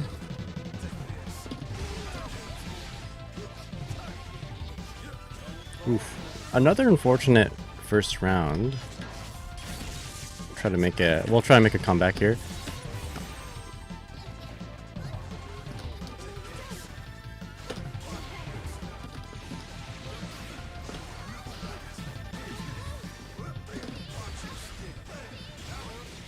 Yikes. Lucky.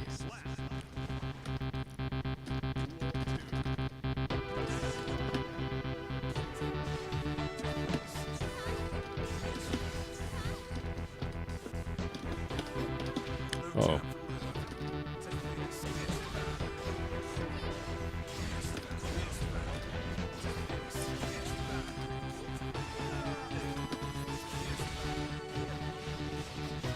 My misfinder isn't strong enough. My misfinder isn't fast enough. I think I need to punish their misfinder a little bit better.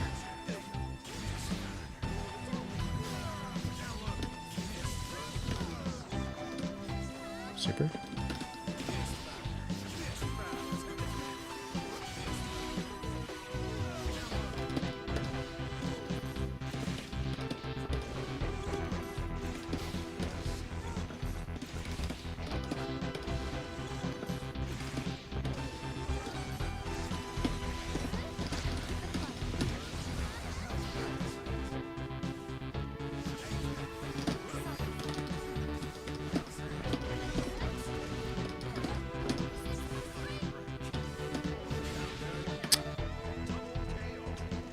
I should win that. I should be the winner there. God damn it.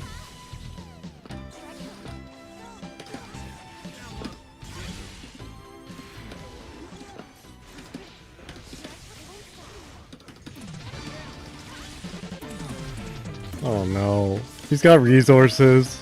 Oh no.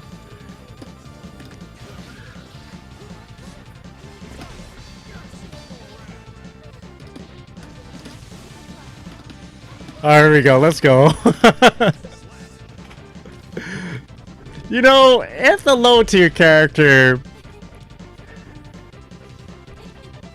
gets a double KO against a high tier character, you know, and it's my winning round, shouldn't I win? Doesn't that make more sense? I don't know. Alright, GG's my friend, GG's. I'm just joking, of course. You know, this is I feel like there's like a power imbalance here, you know? There's some shenanigans going on behind the scenes. My tosh.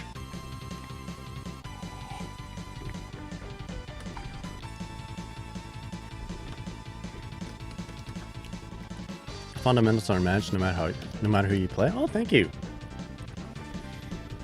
I still play like an idiot. I play pretty dumb. I won't.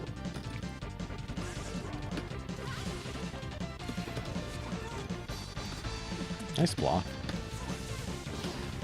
I don't know if I like this.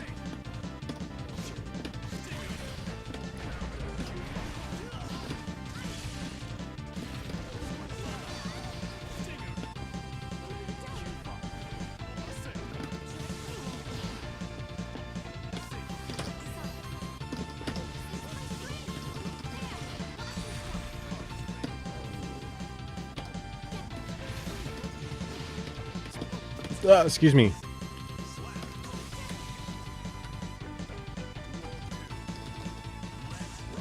Oh yeah. Can't wait for ranked mode. The long anticipated ranked mode.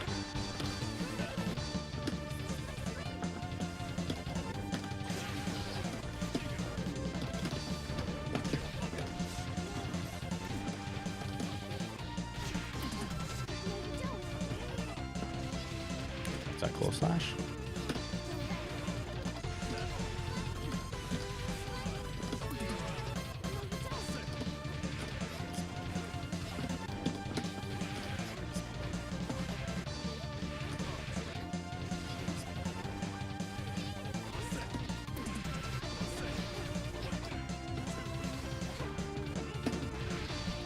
Unfortunate.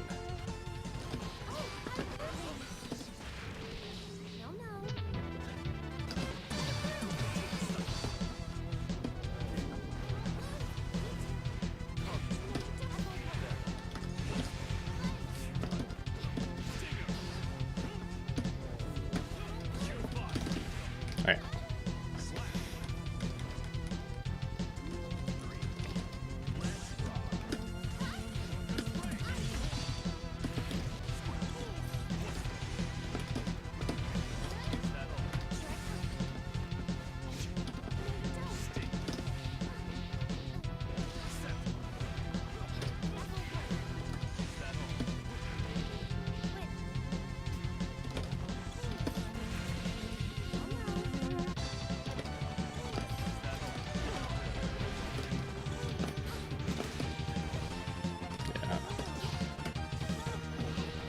Shit.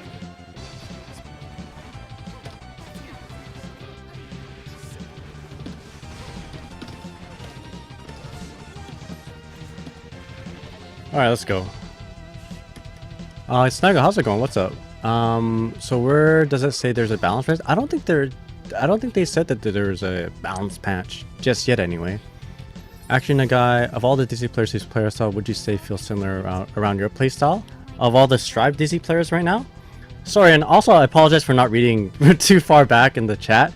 I haven't watched very many other Slayer Dizzy players, to be honest. I've seen a little bit of JSav. I've seen a little bit of Paluna. A little bit of Daiji. Merge, how's it going? What's up? I feel like I play more of like a Japanese style.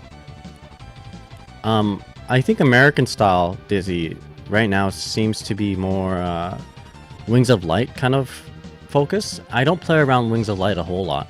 I play around with fish and setups a whole lot.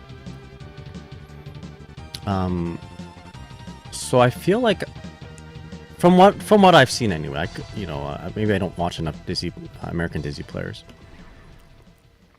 That was you?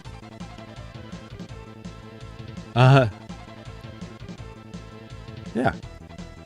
Hope you're doing well there, Snaggle.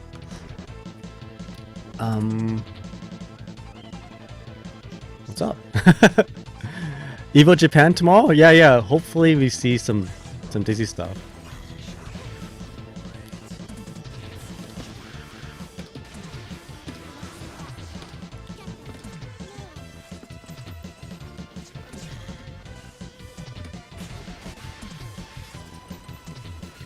Yeah, me and Daiji probably play pretty similar. We play the same plus art, not plus art characters, but same extra characters. So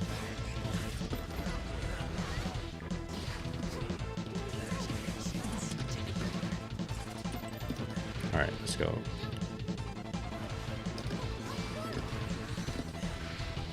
Pull him out of the corner for now.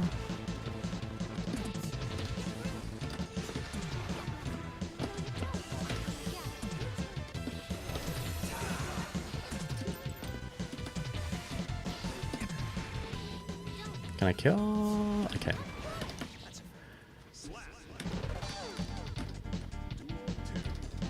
Yeah, Paluna's got a very distinctive style. Very, like, strongly unique. I can't quite put my finger around it. I think it's, like, very neutral base, you know? Playing around with Wings of Light a whole lot. But not just doing it in setups, but doing it in outside of setups.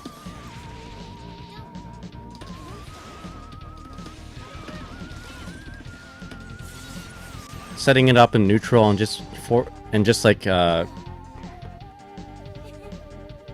trying to play situationally.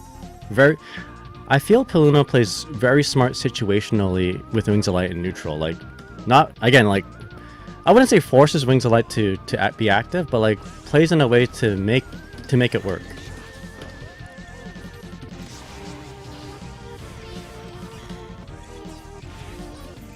Oh.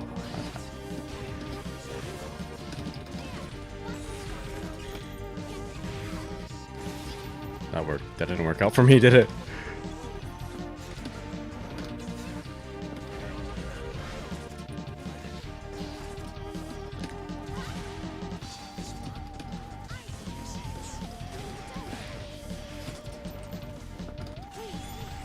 Oh, nice block. Yeah, that's what I like about in Garlic Bread as well. I do like that aspect of Dizzy. There's like really no defining way of playing her just yet.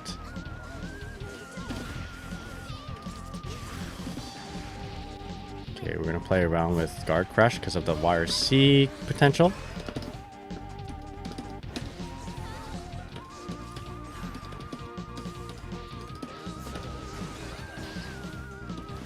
Oh!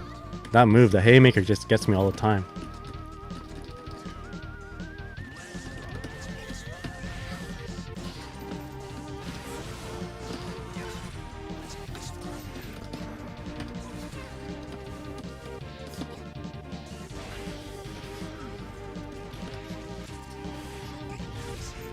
Oh.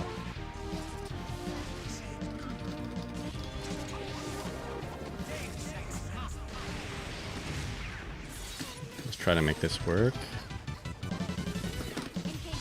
Okay, I need to get in. I need to get in.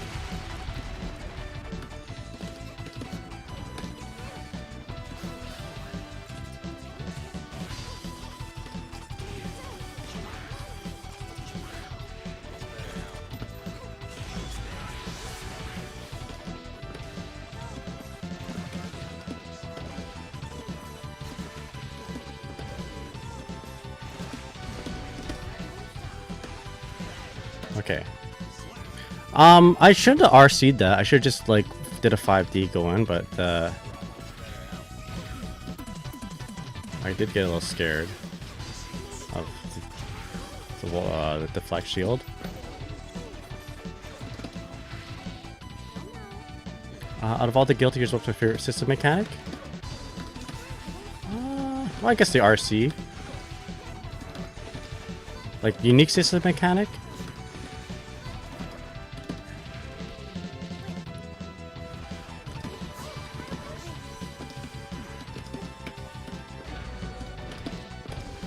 But that particular Guilty Gear, oh my god.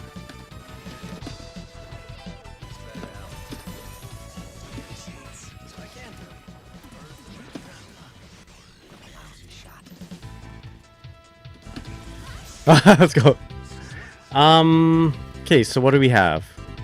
In Guilty Gear XX, we have FRC, we have what was it? What's that called? Force breaks. We got FRC, we have force breaks. That's unique in Guilty Gear XX. In Guilty Gear Xer, we have not dead angle attacks. We have blitz attacks. And in Guilty Gear Strive, we have deflect shield and wall assault, right? Those are the unique ones.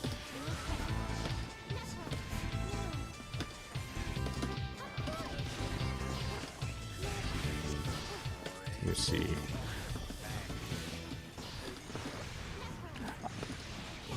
I'm not... Okay, I'll tell you one thing. I'm not a big fan of Blitz Shield a whole lot. So that... We can rule that out. Wild Assault and Deflect Shield, not a big fan either. But I don't... Like, I actually like the FRC timings and the FRCs in Plus R. Because, like... I don't know. I think it's, like, as cool as...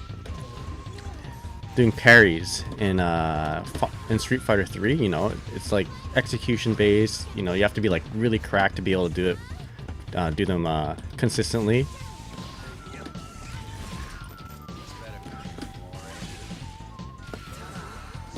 You know? Do I think it's like a solid mechanic that would garner more players into playing the game? No. You know, of course, it's like definitely a gatekeeping kind of mechanic, but it builds a lot of hype, you know? If someone can do like a FRC combo, and like a really, really tough FRC combo, like right in front of you, you're like, yo, this guy's good. Mergex, GG's, my friend, GG's. Thanks for the match. And this all comes from like how I got into playing fighting games. Like, if it weren't for the Daigo versus Justin Wong clip of Daigo doing the full parry into Super Evo Moment 69 or whatever, Evo Moment 37, if it weren't for that and the hype surrounding it, I would probably not get into fighting games as much as I have, you know, up to this point.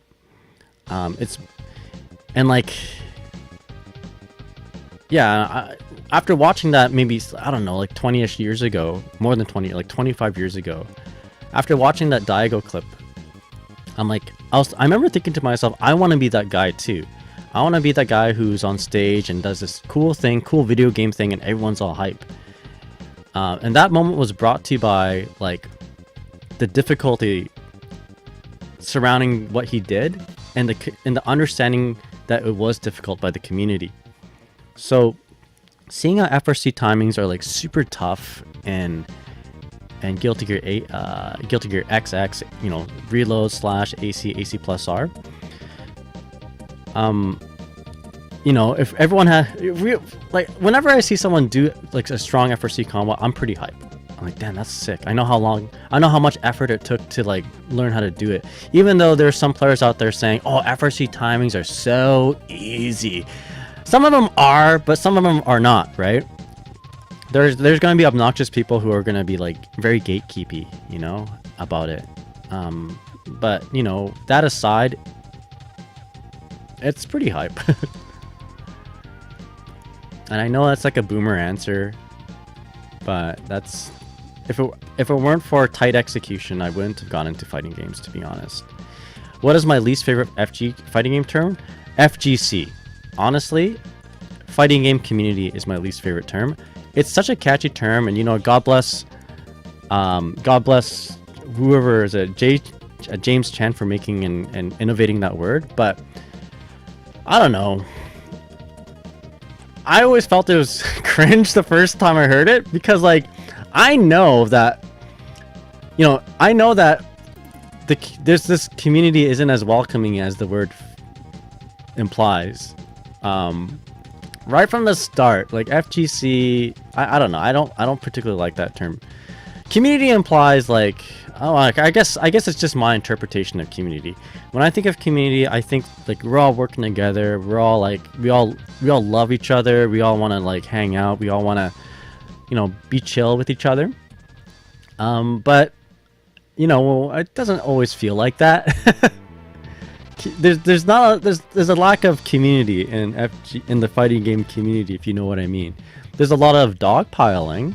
There's a lot of like negativity and like, hey, this thing sucks, your thing sucks, and I hate you for liking that thing. There's a lot of that. Rather than, hey, we're all playing fighting games, we're all growing, we're all like trying to be chill and learn this thing together, and it's cool. When I see someone sitting beside me and then they do like a sick combo, whatever, I know how long it takes to do that combo, or how much training it took to do that combo.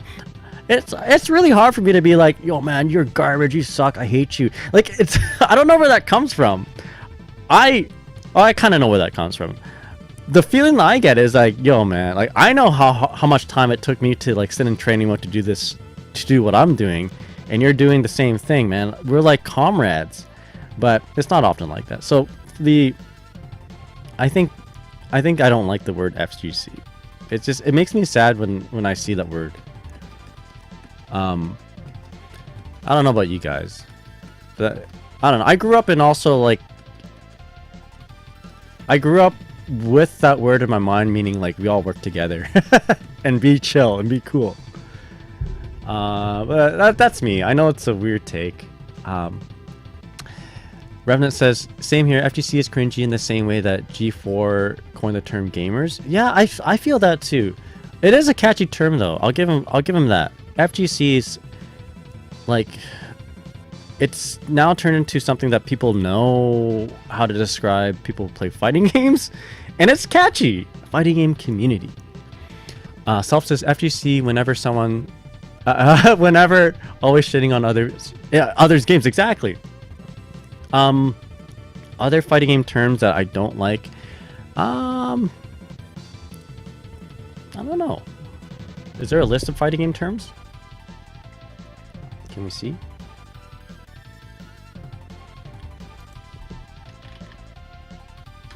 That's a good question. Fighting game. In the fighting game glossary, maybe? Is there like a list? Can I just see a list?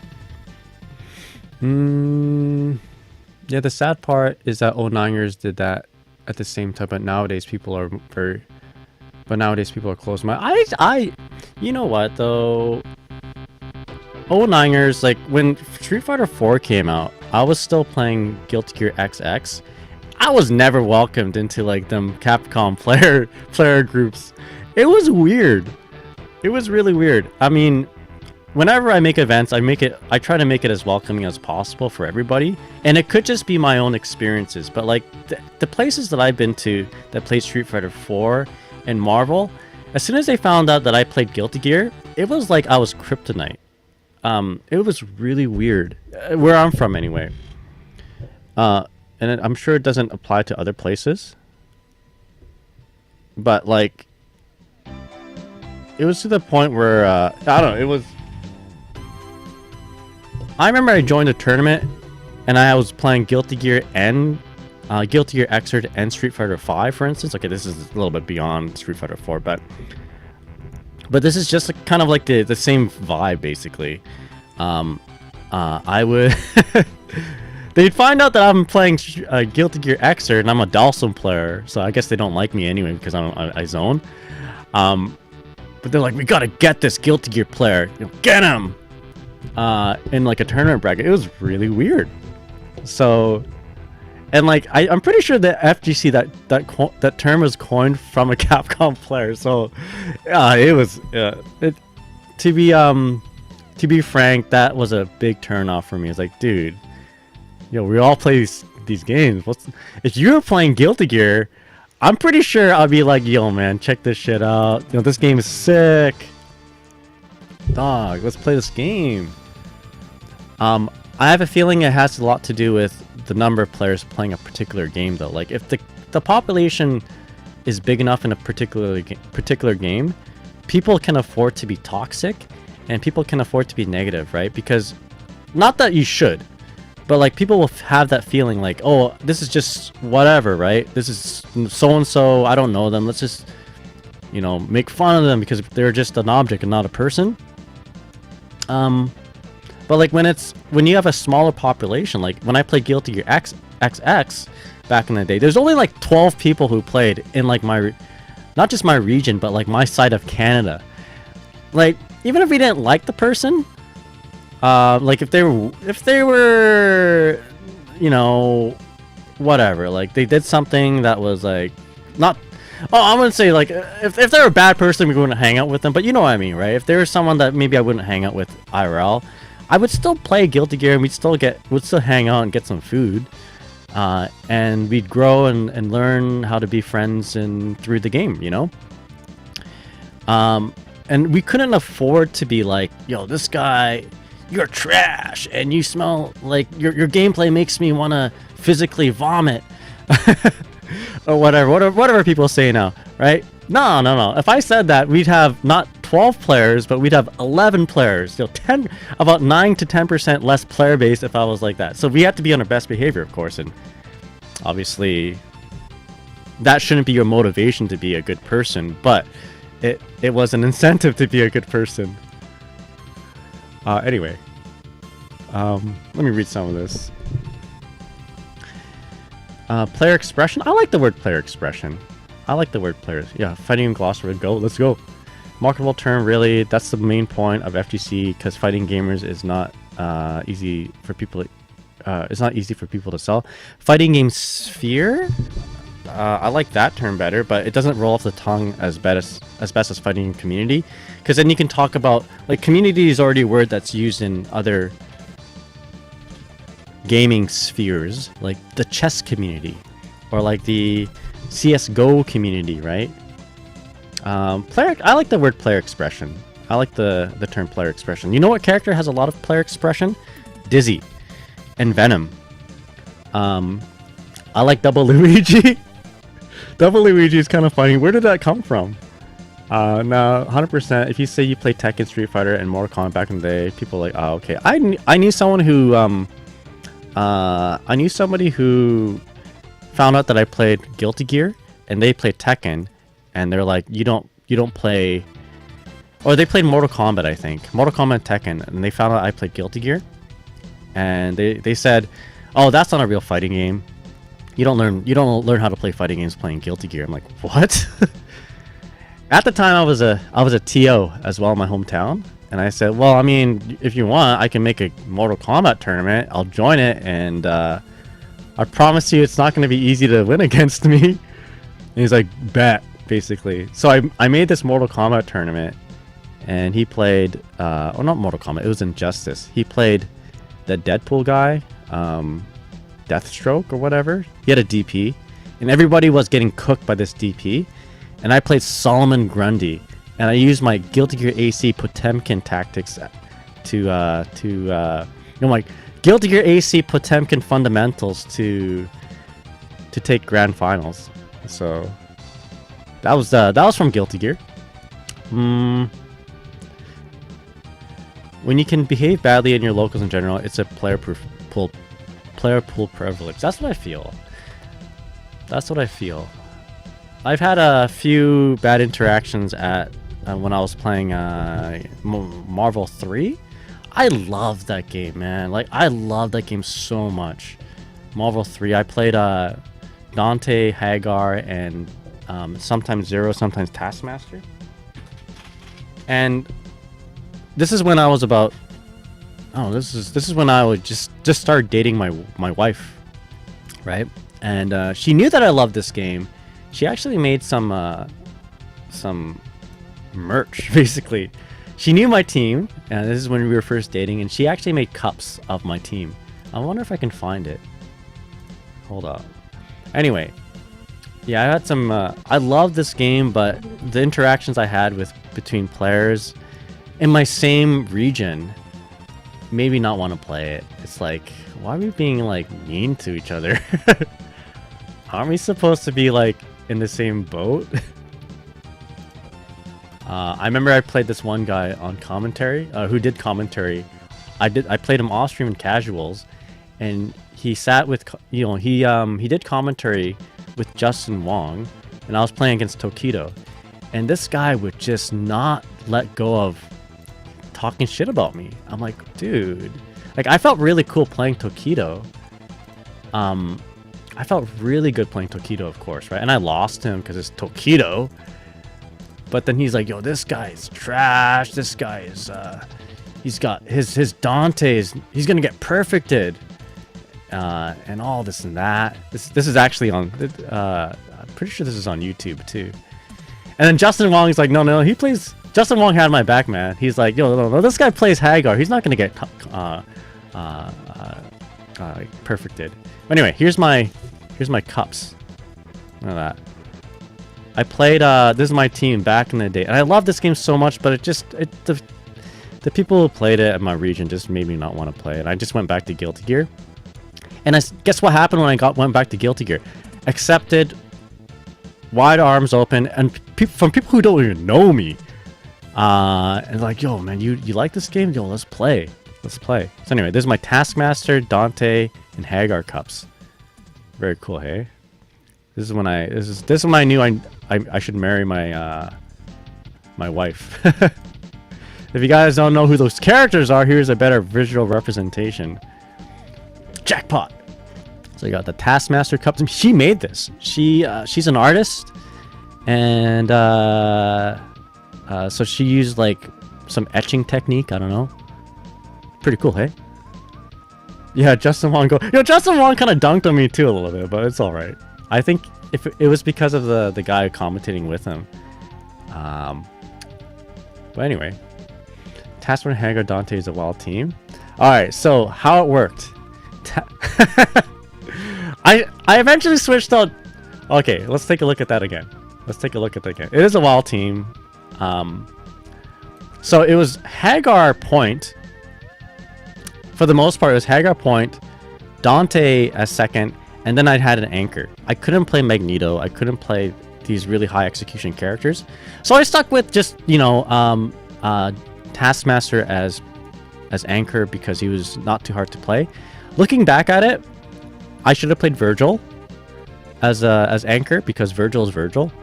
But Virgil's assists don't actually work very well with Hagar. So I could TOD with any pipe hit as long as I had one bar, basically, or maybe 2 bars. I can TOD. I can touch of death with one pipe hit as long as I had Dante and somebody else that pops the opponent up. So Taskmaster worked and Taskmaster was easy, but Virgil actually didn't have a good assist to complement Hagar.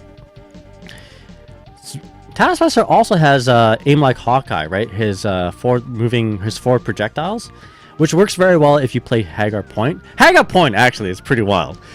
So eventually, this team got changed up. What I played against Tokido was 0 point, Hagar second, Dante anchor, and 0. You can do, lightning loops work, and lightning loops conversions work with Hagar's and Dante's assist.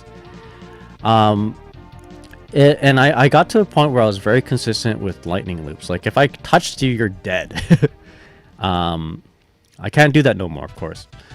So when 0 died, you're like, all right, I got this guy. He's only playing Hagar and Dante. But at that point, I've already built up like 3 or 4 bars of meter, and Dante with Hagar is not bad actually, because you Dante, I mean, I use jam session, right? The vertical moving assist. The vertical moving assist. You know what? I might as well just play the video as I talk here, because I did play. I might as well just give me a sec here. If you guys gonna see me get bodied by Tokido, by the way. First Tokido. All right, here we go. I'll turn it down because I'm not a big fan of the commentary. Here we go. This is what I was talking. This is the match I'm talking about. Let me young Nagai right there, right there. Can we up the quality? So Virgil would. So if Zero dies, then we got Hagar, right? And Hagar, against most players, not against Tokido, would throw people off because Hagar, oh, he's just a slow dude, right? But with Dante's, if you do the TAC, right, the team, what is it? Not the TAC, but like the team combo, team hyper combo. Dante comes in with his guns and he's shooting for like 30 seconds while Hagar can like slip in. It was pretty sick. Oh yeah, the roll. Task is good. So here we go. I didn't realize at this time, but Zero is actually pretty decent against this Doctor Strange team, because Zero just goes underneath Doctor Strange stuff. But I didn't. By the way, my name's RX Overdose at the time. I didn't realize that because I don't play anybody. I just practice combos. I didn't even know the game's mechanics. I thought to tech in the air, you'd mash buttons, and you're gonna see me get my ass kicked because I'm doing that a little bit later. So here we go. My Zero gets toasted, gets cooked. Your Tokido doing his thing. Y'all got Hagar out though. Hagar, you know, deceptively tough character, like an old man Hagar, the white hair. I'm getting Doctor Strange right now, getting hit with the Eye of Agamotto. So, you know, you're gonna see just in a moment why this team shines sometimes.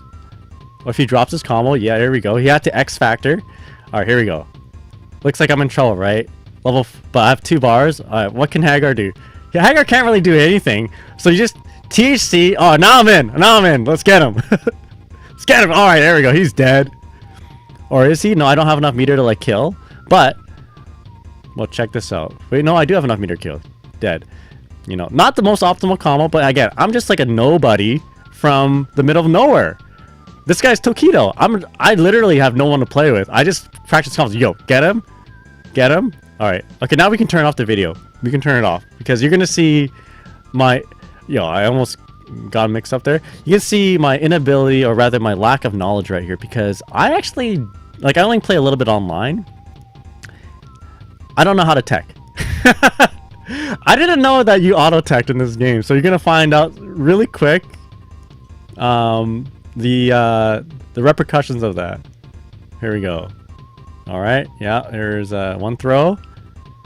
At this point, Justin Wong is saying, oh man, he's got a good chance here. He got X Factor, you know, got 2 characters. Gets grabbed.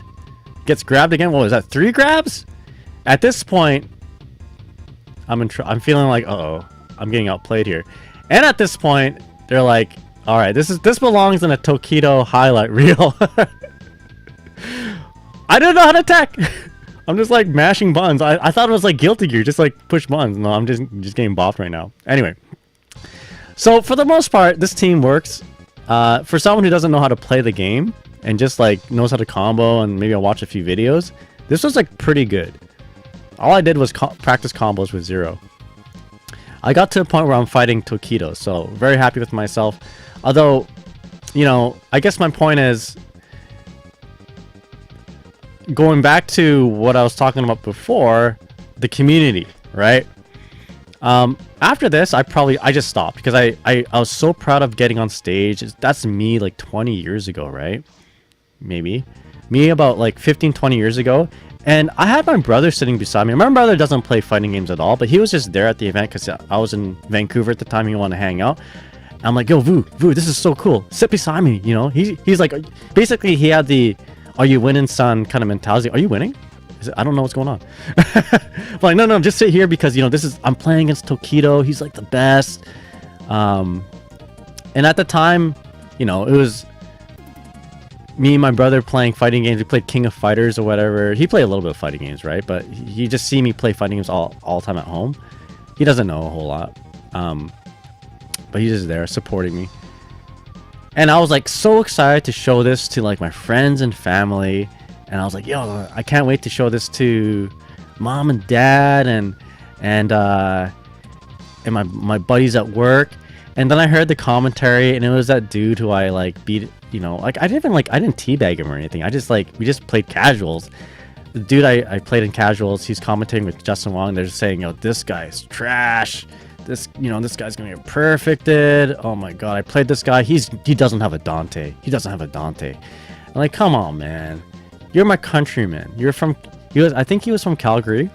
You know, and I'm just like from the middle of nowhere, West Coast Canada, not even Vancouver. So I guess my point is I don't like the word fighting game community. Yeah, it was messed up, but it is what it is. I played this game a little bit after that, but I love this game, man. Like I was so excited to like play Dante and Hagar. Those are like my two favorite characters at the time. And you know, soon to be Virgil maybe if I kept on playing. But I had my Guilty Gear fundamentals to like guide me through doing difficult combos. The combos weren't too bad for me. I was able to do like some pretty cool Dante combos. You know, I was able to do the lightning loops, and that was all thanks to it was all thanks for me learning how to do TK Yozansen from like Biken and doing like Kirei tatamis and stuff like that, and you know, practicing FRC times. This game wasn't as difficult executionary wise than the other games I played, but people kind of scared me off. Like I'm good, you know. At the end of the day, you choose who you want to hang out with. You choose what you want to do, right? You always want to do things that make you happy. You always want to hang out with people that make you feel happy, right? I mean, we're not always in the situation where we can make that happen, but when you can, you should, because we all work either a 9 to 5, or we go to school, or we have to deal with some, you know, some not so cool things. And when it's our free time, we want to make sure we spend it wisely, right? And at the end of the day, playing Marvel and hanging out with the people who would call me names and that sort of thing, I wasn't really happy with it. And then when I went back to Guilty Gear, people I didn't even know were welcoming me with open arms. I'm like, damn, you know, I want to be like that. I want to garner that kind of feeling. And that is community to me. You know, when people were playing Guilty Gear and they're like, yo, just come and play. My buddies who played Guilty Gear back then, like from Calgary, would always get me to play in a plus R bracket, even though it's been like so long for me, so long since I played plus R. And I would always feel good playing it, even though I get like, you know, destroyed. Anyway, yeah, thanks for the redeem. You're right. Anyway, fighting game terms. What else is another one? Sorry, I didn't mean to like kind of trash on the Capcom community or anything like that. I'm sure they're nice, and that could just be my own experiences. Marvel players will always be the first to say, "Where's all the Marvel players?" But after calling everyone shit and ass and frauds, I hate to say it like that, but it's sadly true. It's a mostly true stereotype. Yeah, I try. When I had Marvel events in my hometown, I really try to be as welcoming and you know, try to be as welcoming as possible. And when people like run into clips of, you know, of beef, and they think that that's what the fighting community is, I'm like, no, man, you know, that's not everything. In fact, that's what you see in the front page, because that's what attracts attention. All right, fighting game terms. Is there a term that I'll do? One term that I'll say I'm not a fan of. American Reset. I think I'm a fan of that one. I like that one. Arc Drive. Couldn't be me. I got beef. I love Wagyu beef. Smash players ruined the term shoto for me. All right, for those who don't know, let's see. Let's read what shoto is. Shoto is a type of, it's like a Hadouken Shoryuken Tatsumaki character. What did they say to, what's a sex kick? Ew. Sex kick is a Smash Brothers term? I don't like that term. A certain style of aerial attack in Smash Brothers where the character politely sticks out their leg and holds a pose for a long amount of time. Sex kicks have a very fast startup and a huge amount of active frames, making them great neutral tools for approaching, since hitbox is basically always active as you're flying through the air. They're classically always neutral air attacks, although the definition has extended to include some other attacks in the newer Smash. That's a bad term. So like Yoshi's neutral air, right? That is a term. Oh yeah, you know what term let's see. What's not a term that I don't particularly hate, but I don't like it when commentators do this, and I try to not say this when I'm commentating, and it's not on here, but I don't like the term bad burst. And it's not because, like, you know, I'm trying to vomit positivity on you guys. I know how cringe that could be, right?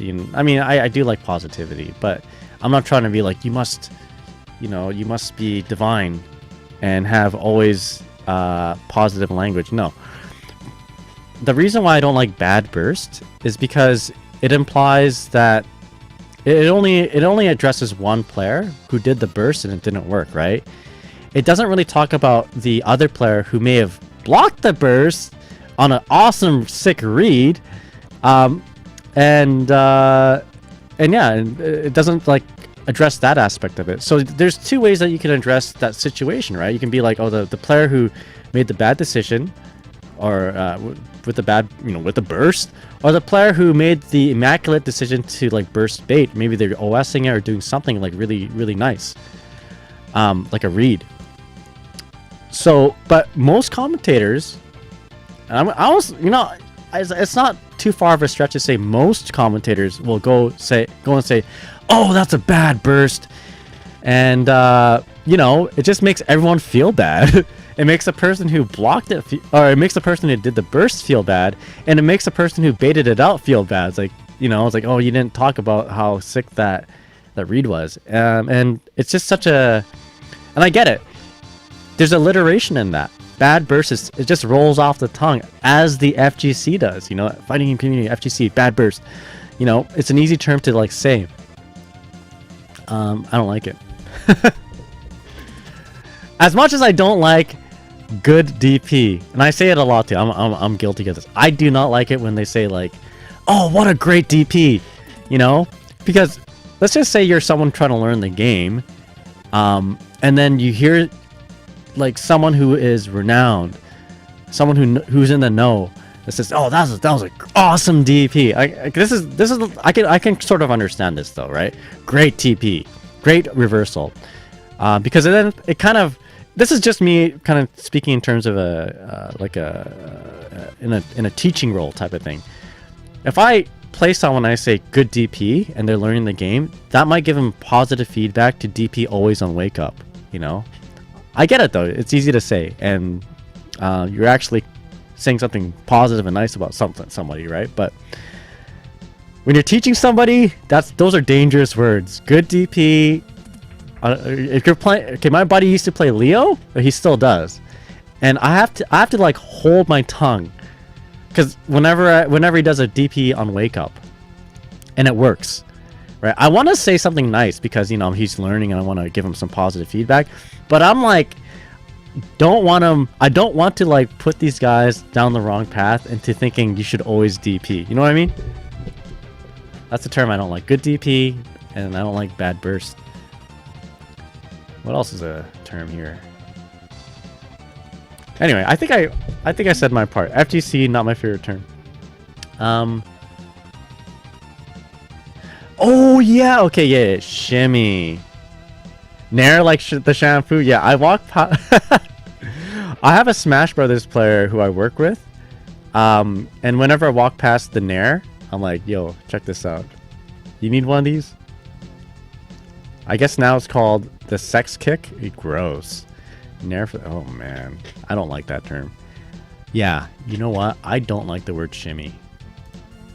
I think shimmy is not. I think we gotta. Oh, shimmy's not even on here anymore. Maybe it was never on here. Maybe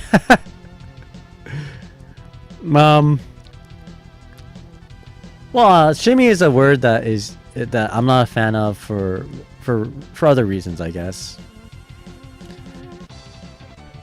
For they took shimmy out of here. Yeah, the basically a throw bait. Shimmy is coined by Gutex. You walk forward, after you throw somebody, right? Or you knock them down. You make it look like you're going for a throw, but then you just slip out of range for a throw, or you do something to make yourself throw invulnerable, and then you punish whatever their throw tech animation is. So that is technically a shimmy. I'm not a big fan of it because I mean it's a. I don't know. I just don't like that word. I don't. But it's a lot easier to say than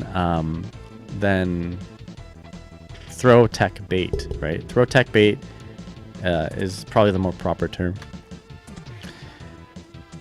So Nair's a brand, but they're more synonymous with hair removal gel. Yeah. The wax. I also think I hate the term Wi-Fi warrior. I think that's a fun term. I don't like it when people play on Wi-Fi if they can help it. If they can't help it, then it is what it is. But and some people are kind of, I don't know, like I guess some people are forced to play on Wi-Fi. I've never been in that situation. I've always had control of my own internet.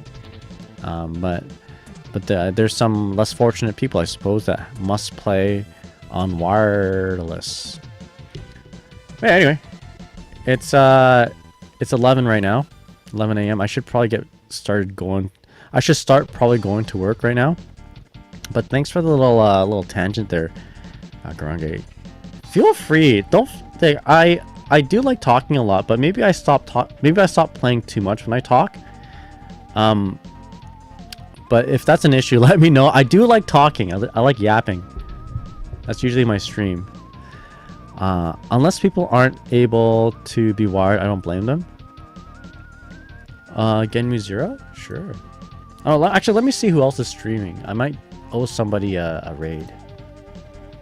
Alright, let's not show you guys what I'm doing.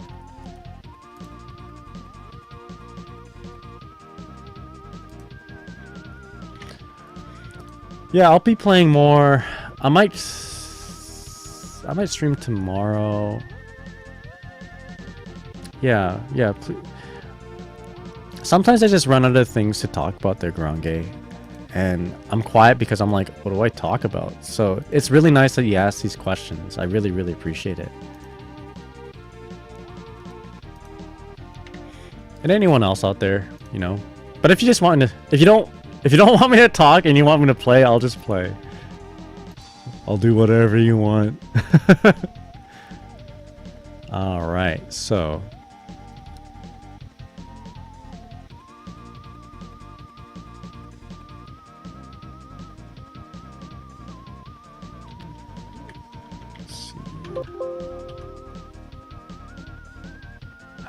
If possible, I'd like to raid someone playing Guilty Gear. I don't see Genmu Zero doing any Guilty Gear at the moment.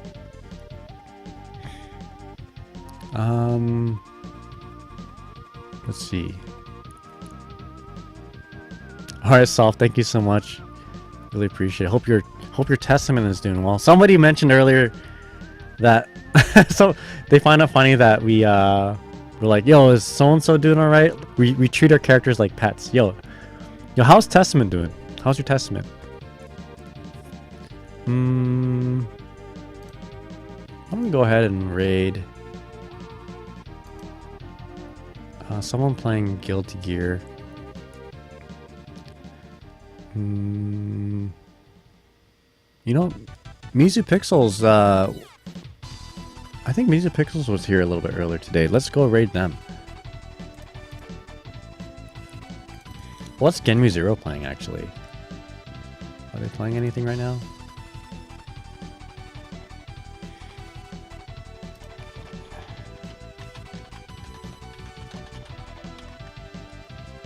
Nah, I'll stick with raiding Music Pixels there. All right, still playing, but it's fun. Hell yeah, hell yeah. For those, just as a reminder, my birthday stream is gonna be on the 11th. My birthday is on the 10th, but I'll be doing IRL things that day. Got some dim sum, and then I'm gonna watch Thunderbolts and hang out with my friends eating sushi. So they've occupied my entire day. No, it's really nice that they're doing that. Really, really appreciate it. I usually, I don't usually do a whole lot on my birthday, so it's really nice. But on May 11th is when I plan on streaming. I'll do a post-birthday stream. We'll probably have some sort of sub goal challenge, maybe one push-up per sub, and then I'll do them all at the end of the day. If I come up with anything else, we'll do that. But we'll probably play some Guilty Gear Strive, some Plus R, maybe some Xrd, and I want to open up with playing maybe like a retro game. Just finish like Knights of the Round or something. But yeah, that'll be on May the 11th. So hope to see you all then. But for now, now we will end the stream. And I was gonna comment on something about this image. Yeehaw! Thank you so much for watching. Really appreciate it. And we'll send you all off to the next person here. Oh wait, I gotta do that right now. 1 sec. Oh, Velvet, thank you so much for hanging out. Really appreciate it. Save that renew for Sunday, so you can give me a push-up or two. So who am I reading again? Music. That's right. All right, here we go. Music Pixels. Let's do this. Playing Guilty Gear Strive.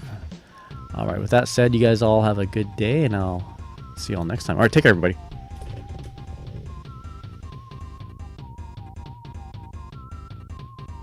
Oh, Chili, what's up? Skibidi Fumo Riz. Hope you're doing well. All right. Good night.